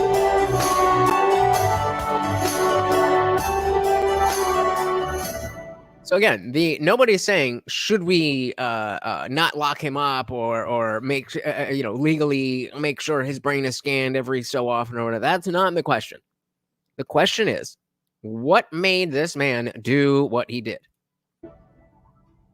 So far, we've considered two metaphysical positions regarding the freeness or not of our actions: hard determinism and libertarian free will. If you found both of them to be wanting, well, compatibilism might just be for you. Compatibilists believe, somewhat like hard determinists, that the universe operates with law-like order and that the past determines the future. But they also think there's something different about some human actions, that some of the actions we take really are free. This view, known as soft determinism, says that everything is actually determined, but we can still call an action free. So I don't know if you're seeing this here, but compatibilism and soft determinism are the same thing. When the determination comes from within ourselves. It's like the difference between someone being pushed off a diving board as opposed to jumping. The result is the same, you end up in the water, but it does look like the cause is different. In case 1, the cause is the pusher, while in case 2, the cause is the jumper. Compatibilists say that in both cases, the action is determined. That is, it couldn't not happen. So again, now we're going back to the what did they say? His name was John. Was his name John? Did they give him a name? I don't remember. But the pedo dude. So is it possible the action is determined that it couldn't have not happened? But when the action of an agent is self-determined or determined by causes internal to themselves, the action should be considered free. So is it a free decision that he made without any impact? Hughes said the medical condition altered his prefrontal cortex, his ability to reason, and caused him to make a choice to commit that crime that he otherwise would not have done. And so again, was it free will that made him do the bad things, or was it the medical condition? This means that we might have moral responsibility for our actions, since the determination for some of our acts can come from us alone. And this was something... Guys, we're at 50-50 and we only got 4 votes. Come on, hit that poll. You'll recall that hard determinists seem to have to give up. But it's unclear how meaningful moral responsibility really is in this view. After all, if we're still determined just by our own internal factors, then in what sense are we actually responsible?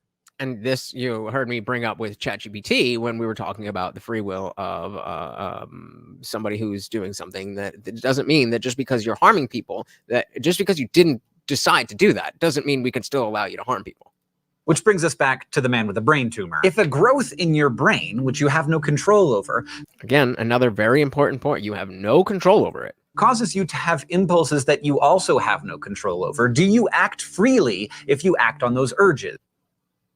Do you act freely? And again, coming back to the question, the medical condition or free will? And we're still at 50-50.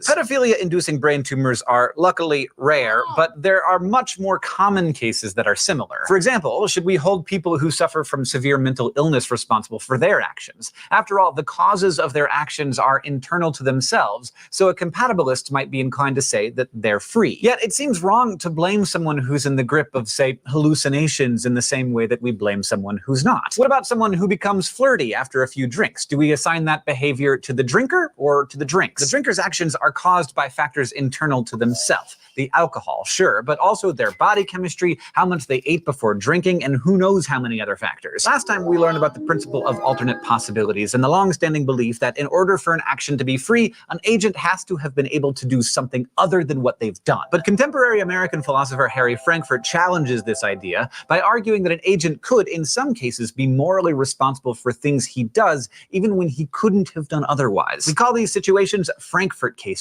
which brings us to the thought bubble to explore one in this week's Flash Philosophy. Suppose there's a fervent supporter of the Democratic Party, and he comes up with a crazy plan to make sure his party wins the next election. Ooh, okay. Well, we know the Democratic Party already did this once, so let's see what their game plan was. Of the Democratic Party, and he comes up with a crazy plan to make sure his party wins the next election. He decides to abduct voters and plant devices in their brains, something that, as far as I know, neither party has tried yet.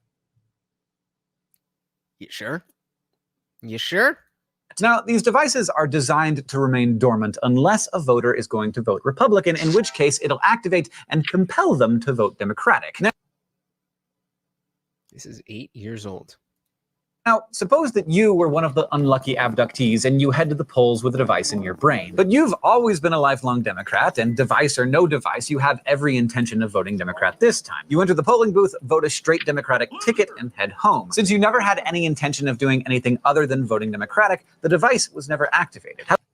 Okay. So if you're abducted, and they don't know which way you're going to vote. They're just making sure if you have the thought pattern of I'm going to vote Republican, then that triggers the device. That then changes your thoughts and makes you vote Democrat. But if you're already going to vote Democrat, it just leaves you alone. Since you never had any intention of doing anything other than voting Democratic, the device was never activated. However, if you had decided to Shout out to Ayush. That device is called phone, and the trigger is the mainstream media.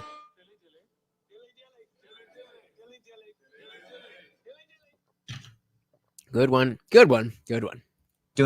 doing anything other than voting Democratic, the device was never activated. However, if you had decided to vote Republican, you would have been prevented from doing so. The principle of alternate possibilities says that you were not free in this case because you couldn't have done otherwise. Even if you tried to vote Republican, you would still have voted for Democrats. But okay, so can we agree there? Can we agree there? Does anybody think that somebody who is abducted in this experiment, put a 1 in the chat if you think that they do not have free will in this decision? If the person has been abducted, they have this implant on their brain, regardless of which way they were planning to vote, do they have the free will to vote which way they want to vote? Put a 1 in the chat if you say yes. So Nick, you still think that they had free will, despite the fact that there's a thing in their brain not letting them do the thing that they wanted to do. Anybody else? Why do I ask you guys questions? You haven't even hit the polls.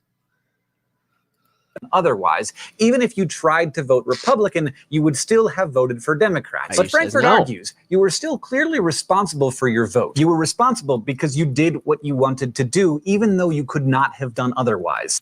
So, so this is okay. So, we're saying no. So whoever the author was saying that, given voting Democrat, because there was no interference, then you still acted on free will. But I would disagree with that because, again, that goes back to the original thing that could have done otherwise. It just so happens that the person already wanted to vote Democrat. They never had the option to choose differently, right? Am I misunderstanding what he's saying? In this case, I voted for Democrats. But Frankfurt argues you were still clearly responsible for your vote. How are you responsible for your vote? You're literally not responsible for your vote because there was only one option. You were responsible because you did what you wanted to do, even though you could not have done otherwise. I just disagree with that. Thanks, Thought Bubble. So what do you think? Not about the next election. I mean, can you be responsible without being able to do otherwise? If you wanted to watch Crash Course and would have watched it on your own, but now it's playing in class and you don't actually have any choice. Hi, class. Are you watching me freely? Frankfurt cases. Are you watching Hank? Are you watching him freely? Because you decided to tune in to this show. Now it's playing in class and you don't actually have any choice.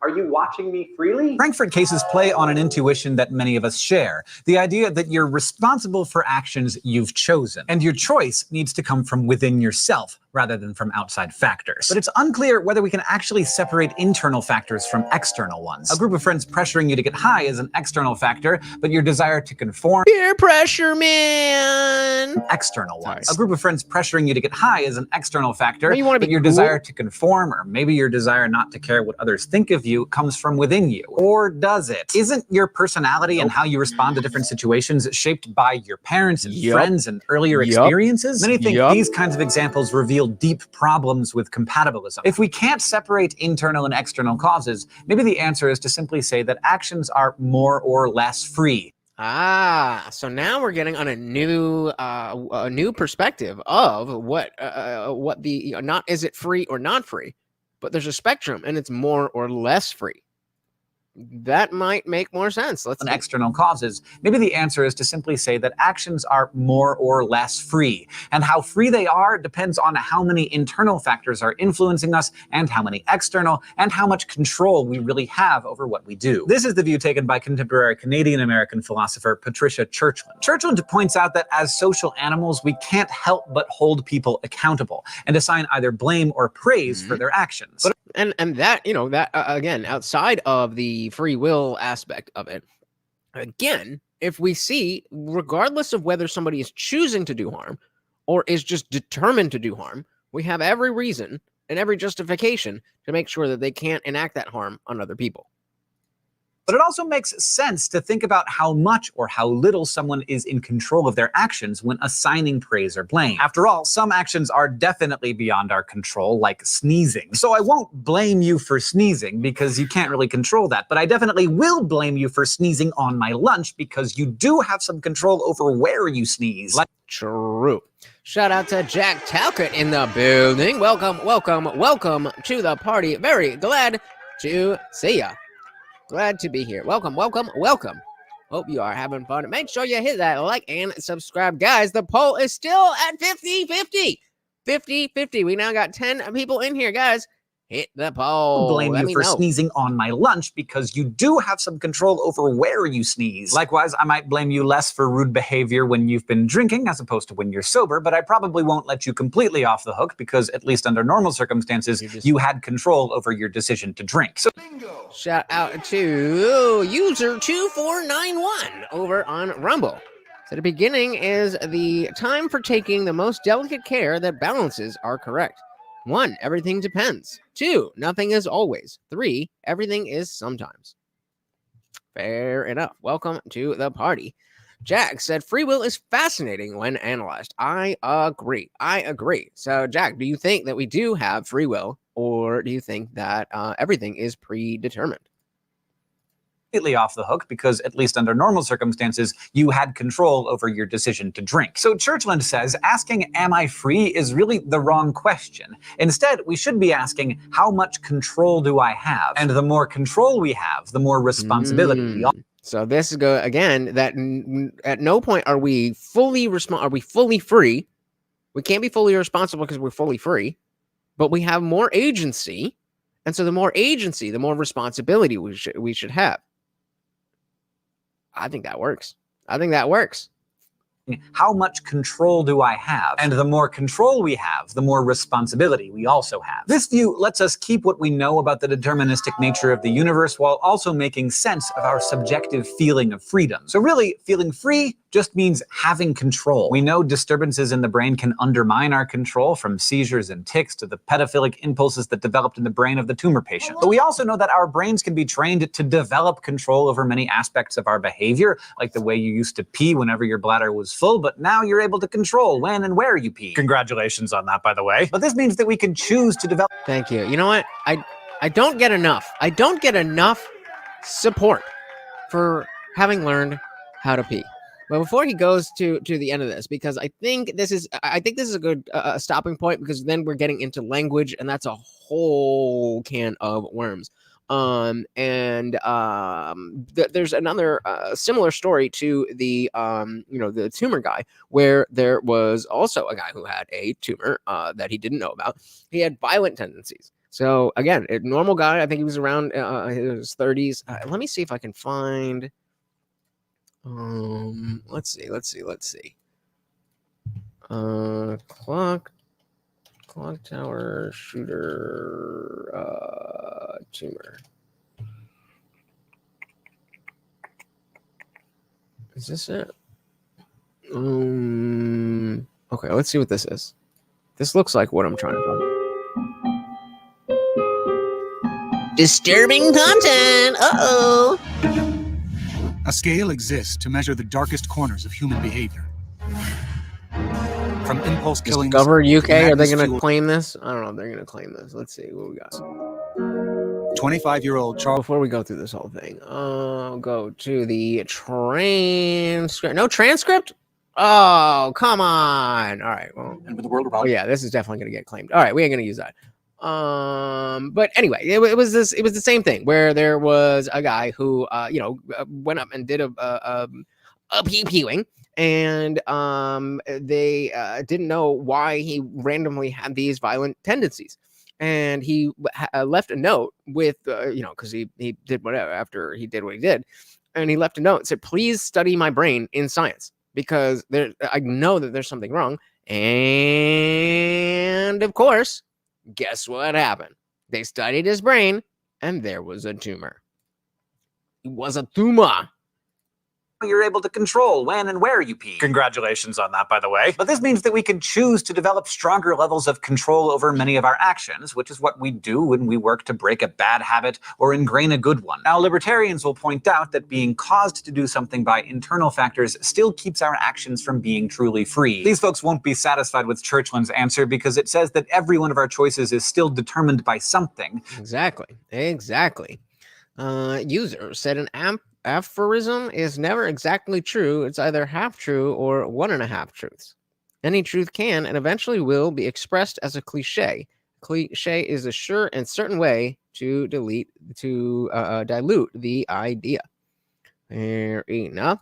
Ayush said, if consciousness is a product of matter, like software clearly is, how can we produce consciousness? Good question. So here's what I'm going to do. Let's see if anybody wants to come up and kind of discuss this stuff.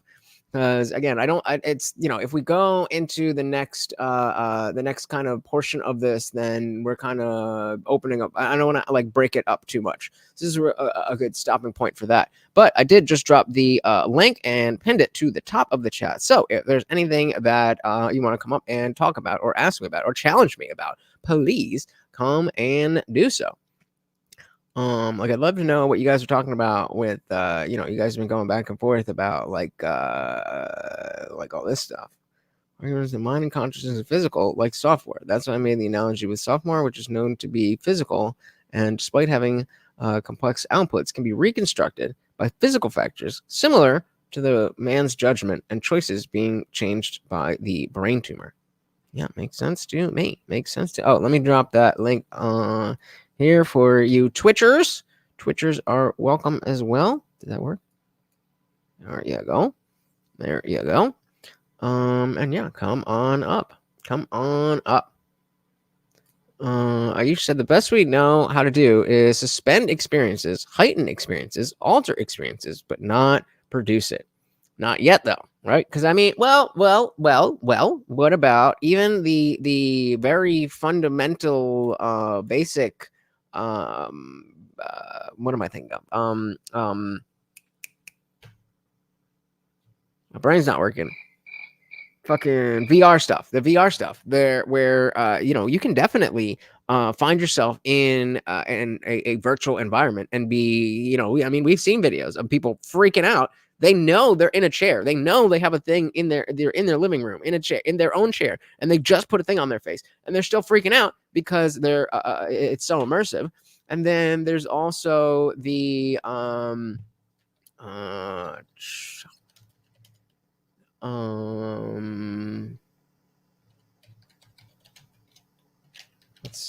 let's see. Yes. What's not going to claim me? National Geographic is going to claim me. Just a moment. No, that's Netflix. That's going to claim me.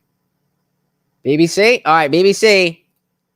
You know how welcome to the party. I just want to show everybody this rubber hand illusion. I don't know if you're familiar with this, but it should be interesting, and then love to hear what you've got to say.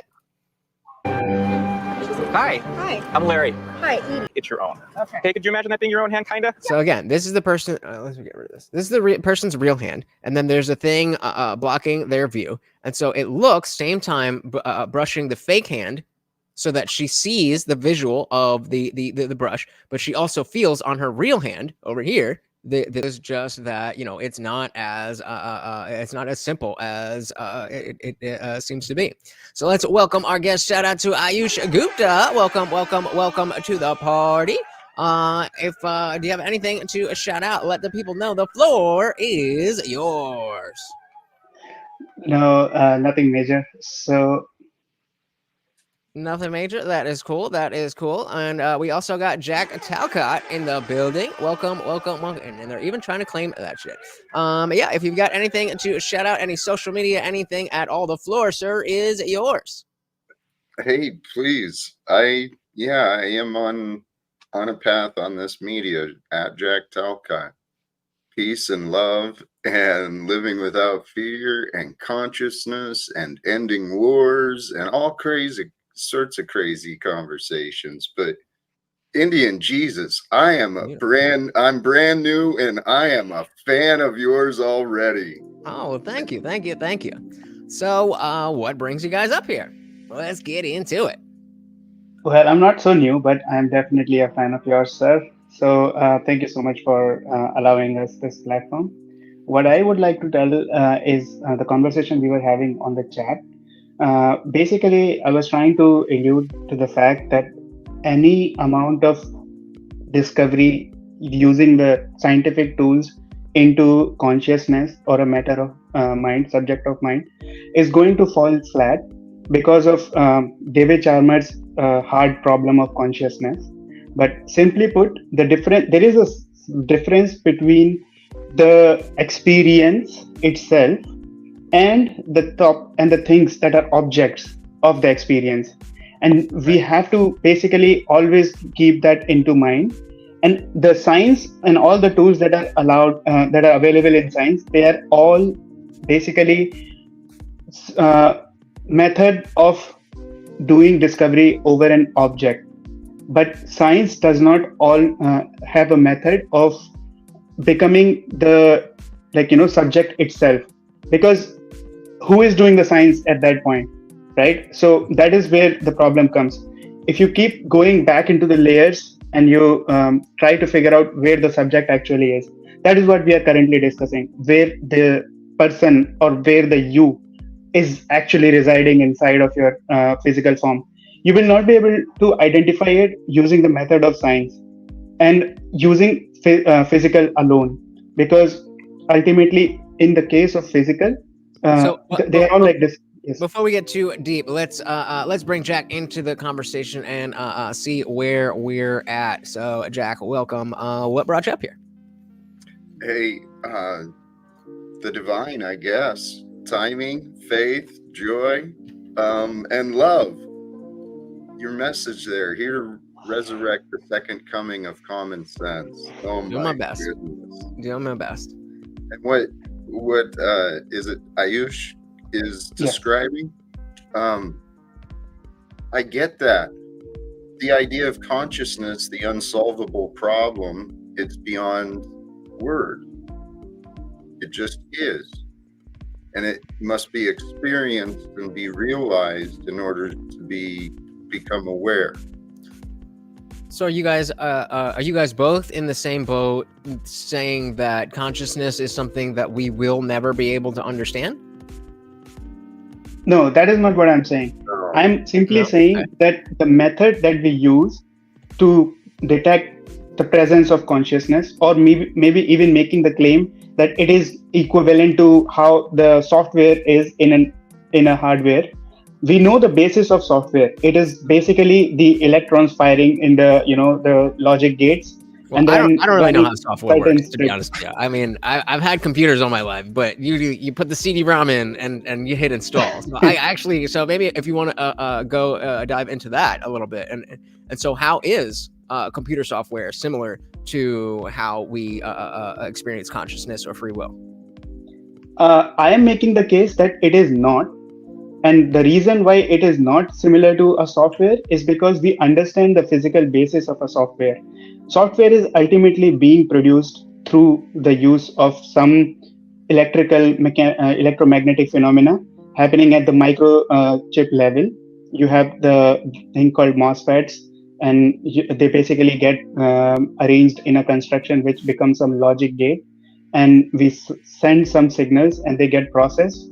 And that's all basically going at the level of software, at the very hardware layer of the software.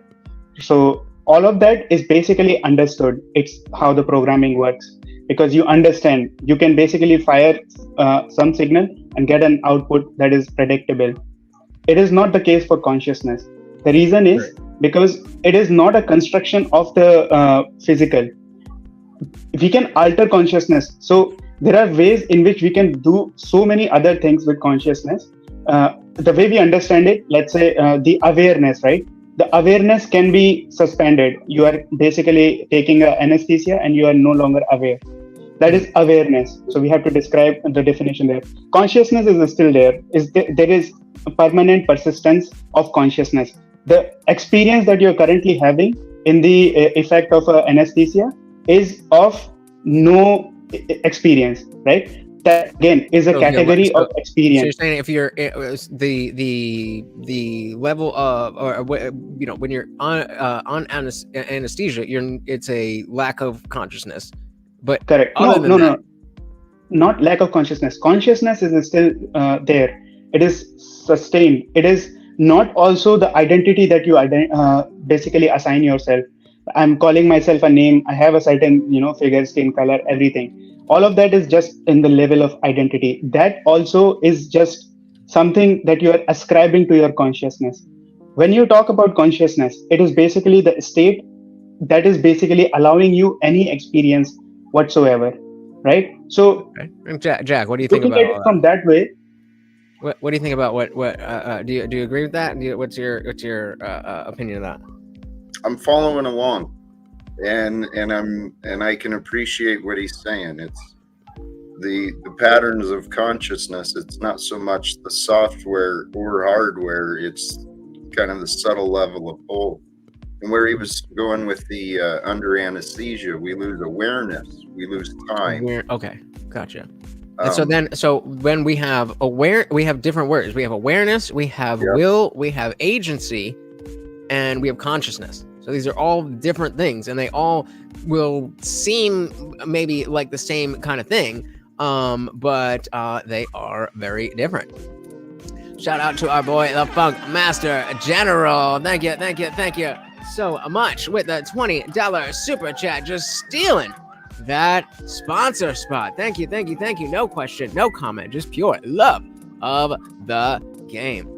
So I'm still a little lost on the software or how software is not like consciousness. So if I'm understanding you properly, you're saying that software is programmed to run, and it's going to run the way that it runs, and it can't decide to go outside of that. And for that reason, consciousness is different because we can make those types of decisions.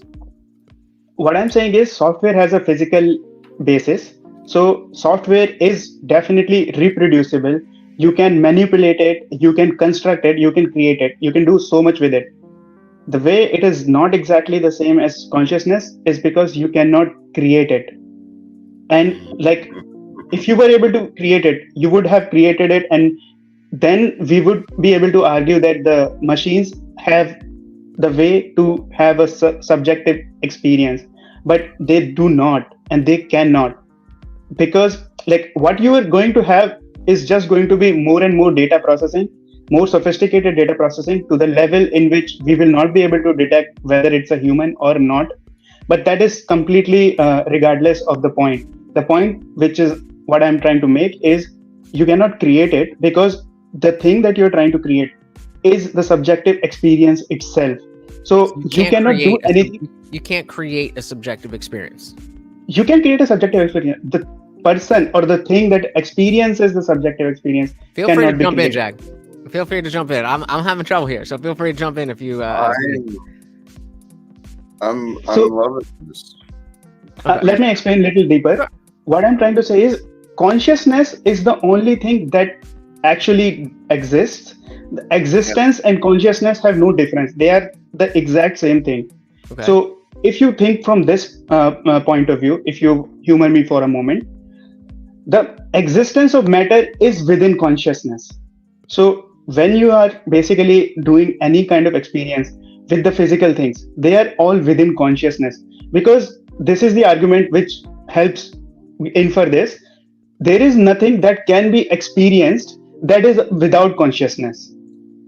Right? So if you basically take the framework that consciousness alone is what exists, then you can infer to the level in which matter also is within consciousness. Because if I were to ask someone, how can you experience anything without the experiencer? And you will have no answer there, Yep. right? If you let go of the subjective, you have nothing there. Like, it's like you can only have anything that exists by allowing the subjective, which is the consciousness. If you let go of the consciousness, there is nothing that you can actually prove or make an argument about existing. That is how I am trying to formalize this, and I'm doing not a really good job, but the way you can approach about Jack, why don't you jump in before we get to Zippy's Rumble rant here? Hey, please, carrying those thoughts through. Okay, so if that is true, that consciousness and existence are the same, and that goes into what Rupert Sheldrake is pointing towards with the theories of the morphogenetic field. If all is consciousness, then it is truly one self. And it ties back to some of the ancient philosophies of all is mental, we're all is one. memory. Yeah, we're one. The Vedanta philosophy, that is what I'm trying to describe here. I'm not doing a really good job of it, but what I'm basically taking all of this from is Vedanta philosophy. The more colloquial term is non-dualism. Interesting. So Zippy's got a question with that Rumble rant. Said astrophysics, or not really a question, but a good comment, that astrophysics, quantum physics, we need a system of dynamic calculations to understand the conscious. And I definitely agree, but I find that religion gets in the way of that. How can we understand that if we're just saying, God did it, prayer did it, it's spiritual? I completely agree. Any disagreement from the panel? This is my purpose. The world is divided because of confusion.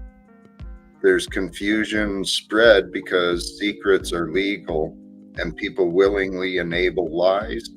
And so we live in a time of total corruption. It's undeniable all around the world in the unrest. But the other side of that is people are rising, right? There's conversations about consciousness and spirituality, right? We out here. We are the return. We are the light that has been sent here to lead the world out of confusion. And we're at a time with the technology and communication, science and spirituality, they've unified back again. So we can stop fighting, right? I hope so. I sure hope so. So we got a question here from Hugh that said to Ayush, would you say that consciousness is the soul? Yeah, so actually this is a misnomer kind of thing. Soul, the way we understand it, and in the religious context, soul is basically something that we apply to like a human, like a single person.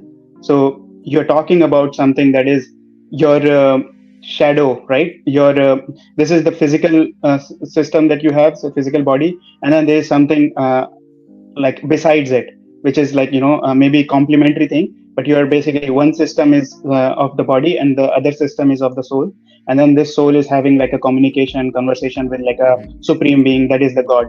So I'm basically not talking from that context. I'm not speaking from that whole context. My context is that even the body and the mind and everything else is all consciousness, right? So there is no separation between body or soul.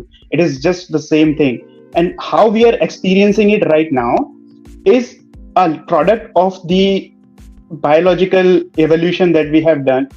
So we are allowed to have, out of the entire bandwidth of the light, a certain segment that is important for our evolutionary growth. So we are basically operating with the tools that were necessary for our evolution, right? So we are not going into the depths of like the consciousness, for example, or in fact, like any other physical phenomena for that matter, that is not important for our evolution. So when we talk about consciousness, so it is basically like this is the shell of the body that we have been provided. So this body will be limited to the kind of experiences this body can actually have through the means of the limitations of the physical phenomena, right? You are not going to have clairvoyance or like out of body experience and all those kind of things, although like people can keep making claims on those topics also. That is not my topic. My topic is simply the things that we are currently experiencing will be subject to the physical body that we are. The reactions that we will have on in our brain will also be subject to all of the physical phenomena, and you will be able to read the signals in your brain through some electromechanical waves and whatever. But So how do you- ultimately, all of these are just corollary to the real function, which is you experiencing something. Us So having you- a reading on a screen doesn't actually equate to us actually Right. basically being acted upon by the electromagnetic waves. Right. Does that But make so sense? you see how far outside of the perspective of your average Christian this kind of stuff would be, right? Yeah. And Absolutely. so that's kind of, I think, what I'm trying to do here is trying to connect those two worlds. Where if somebody's never thought about this in the way that you've thought about it, like you have it very well organized in your mind, but when you're rattling it off like that, it's very difficult to understand. Do you? What is so like? Jack, you see, I saw some Bible verses over there. How do you you seem like you've been agreeing with a lot, but as a biblical person, I don't know. You're so let's start there. What? How do you describe your faith? My religion is love. I follow the way of Christ and many others. What I found, I love all of this.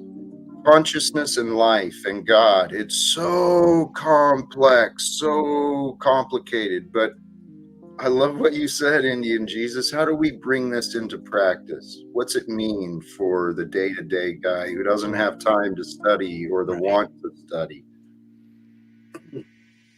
Using the power of mind, logic and reasoning, we can all understand if we accept, right? And if we find the ideas, we can incorporate those. What's the result of divine faith? Like the story in Jesus showed, it doesn't mean the brutal end. Divine faith means you walk with faith, you walk with confidence and strength and joy, and we walk with the day, through the day, that the supreme consciousness that is with us, that we're aligned with it, because we're here to stay present, growing into and realizing the future. But the worldly ways wants us focusing on the past. So to incorporate these ideas of the all is mind, calm the mind, become the whole self. That's interesting that you phrase it that way. I'm wondering if you had any idea that I am very strongly an atheist. I had no clue. So my whole thing is that I was born into the Catholic Church, and I was in the Christian, fully in.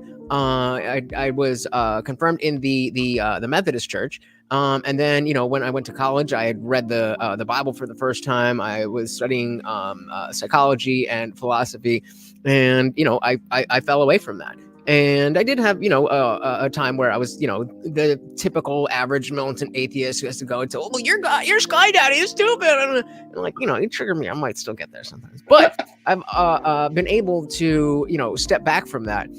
And shut up, Flex. I've been able to step back from that and see how the values that your average Christian, your average Christian person wants for the world is very, very, very, very close to what I want.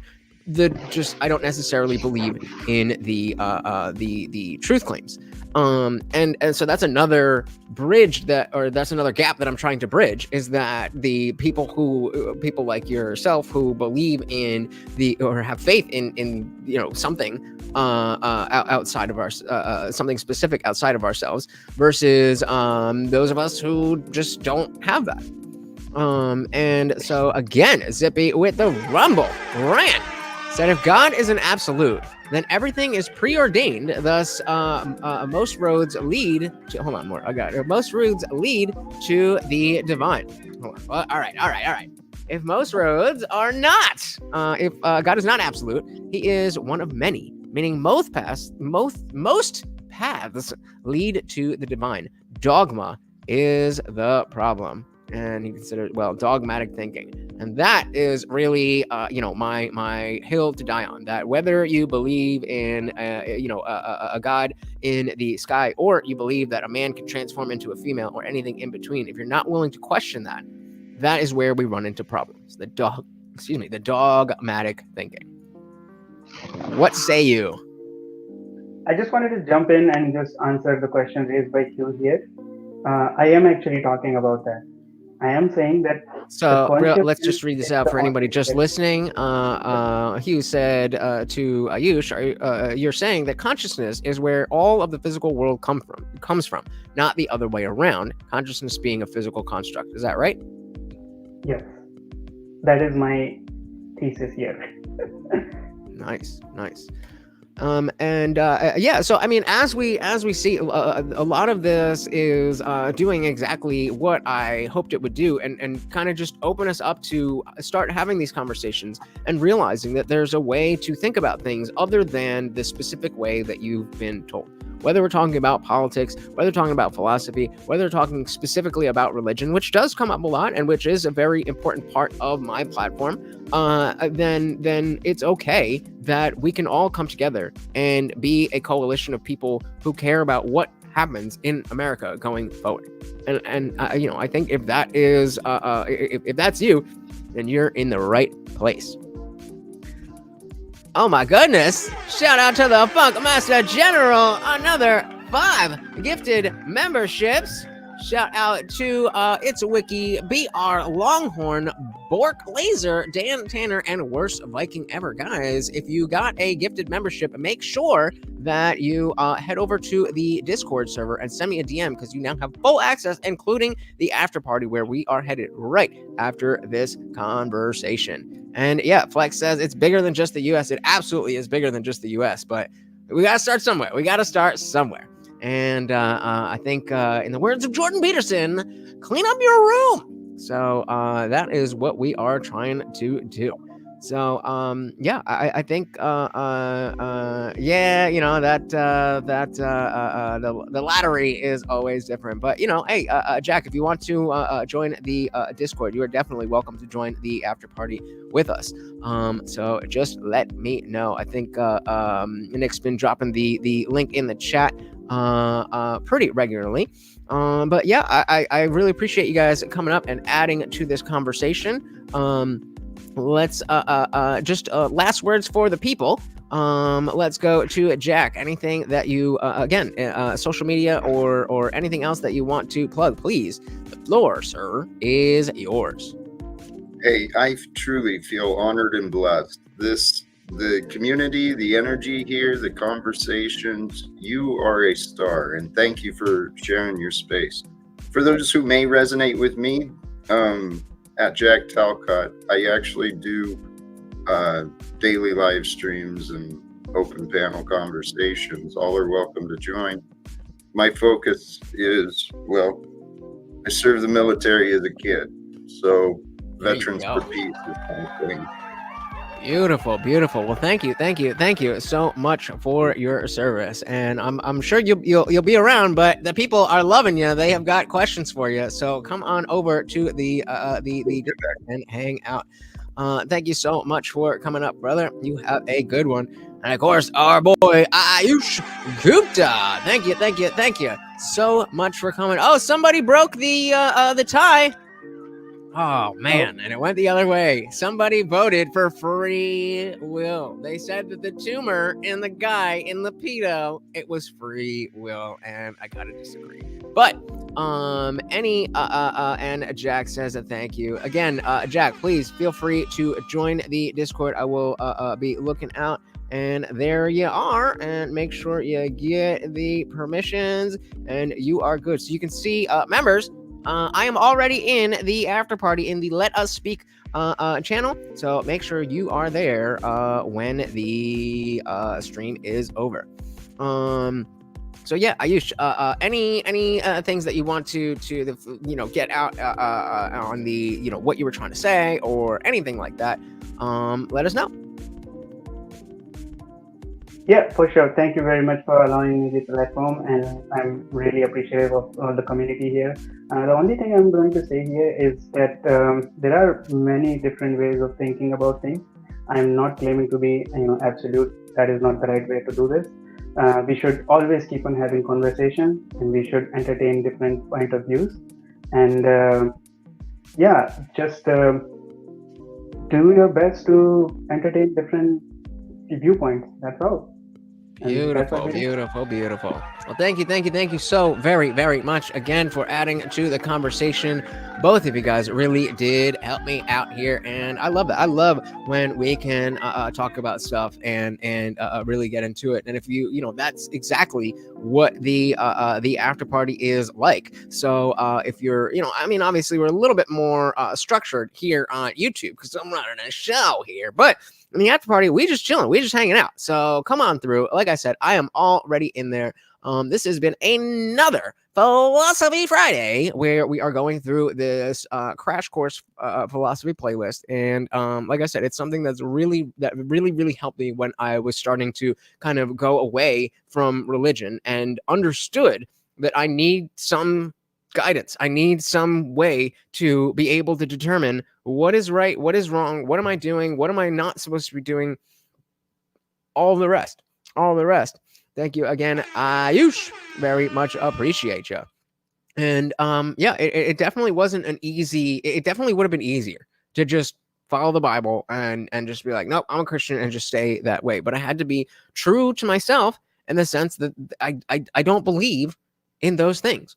That doesn't mean that people who do follow the Bible don't have good ideas. That doesn't mean that there are no good ideas in the Bible. That doesn't mean that Jesus Christ, whether he was real or not, and genuinely, that doesn't matter to me. He was a great guy, had some great ideas, and knows how the hell to be a good person. So whether real or fake, I have definitely learned a lot and will continue to. And I hope you guys do as well. Again, I see nobody else in the after party, so I'm hoping you guys will be there. Thank you so very much for hanging out. A big shout out to wait. Oh no, we didn't. It's a big shout out to Zippy DSM Lee, who came through with Rumble Rant after Rumble Rant after Rumble Rant. We had our boy Guam Tech with a $5 super chat. Hope you're enjoying the replay, sir. And of course, our boy Funk Master General with not only the $20, no question, no comment, just pure love of the game, but also the 5 gifted memberships. And again, guys, if you got one of those memberships, make sure you join. I see Nick in the after party already. We gonna rage. Hope to see you there. Thank you again. I really do appreciate it. Whether every second that you spend here, I know that you could be doing anything else. So any second that you spend here, it means the world to me. Being part of the chat, challenging me on this stuff. All of that stuff really matters, and especially if you can open up your wallet and spend your hard-earned money. Obviously, I know not everybody can, and that's totally fine. This is a free show. But if you can, and you do, that is what's keeping this going. And again, it's not just about me dancing in front of a camera so that you give me money. This is to bring you guys over to the Discord so we can become something. We can become something that politicians and online fandoms and whatever, they need to worry. They need to worry about the disciples. You don't want to piss off the disciples because the Indian Jesus is going to come and get them. That's what I'm talking about. Hope to see you guys in the after party. Once again, this is Morty, and I have been your host, Lutch, aka the Indian Jesus, here to resurrect the second coming of common sense. Until next time, guys, we are out of here. Peace.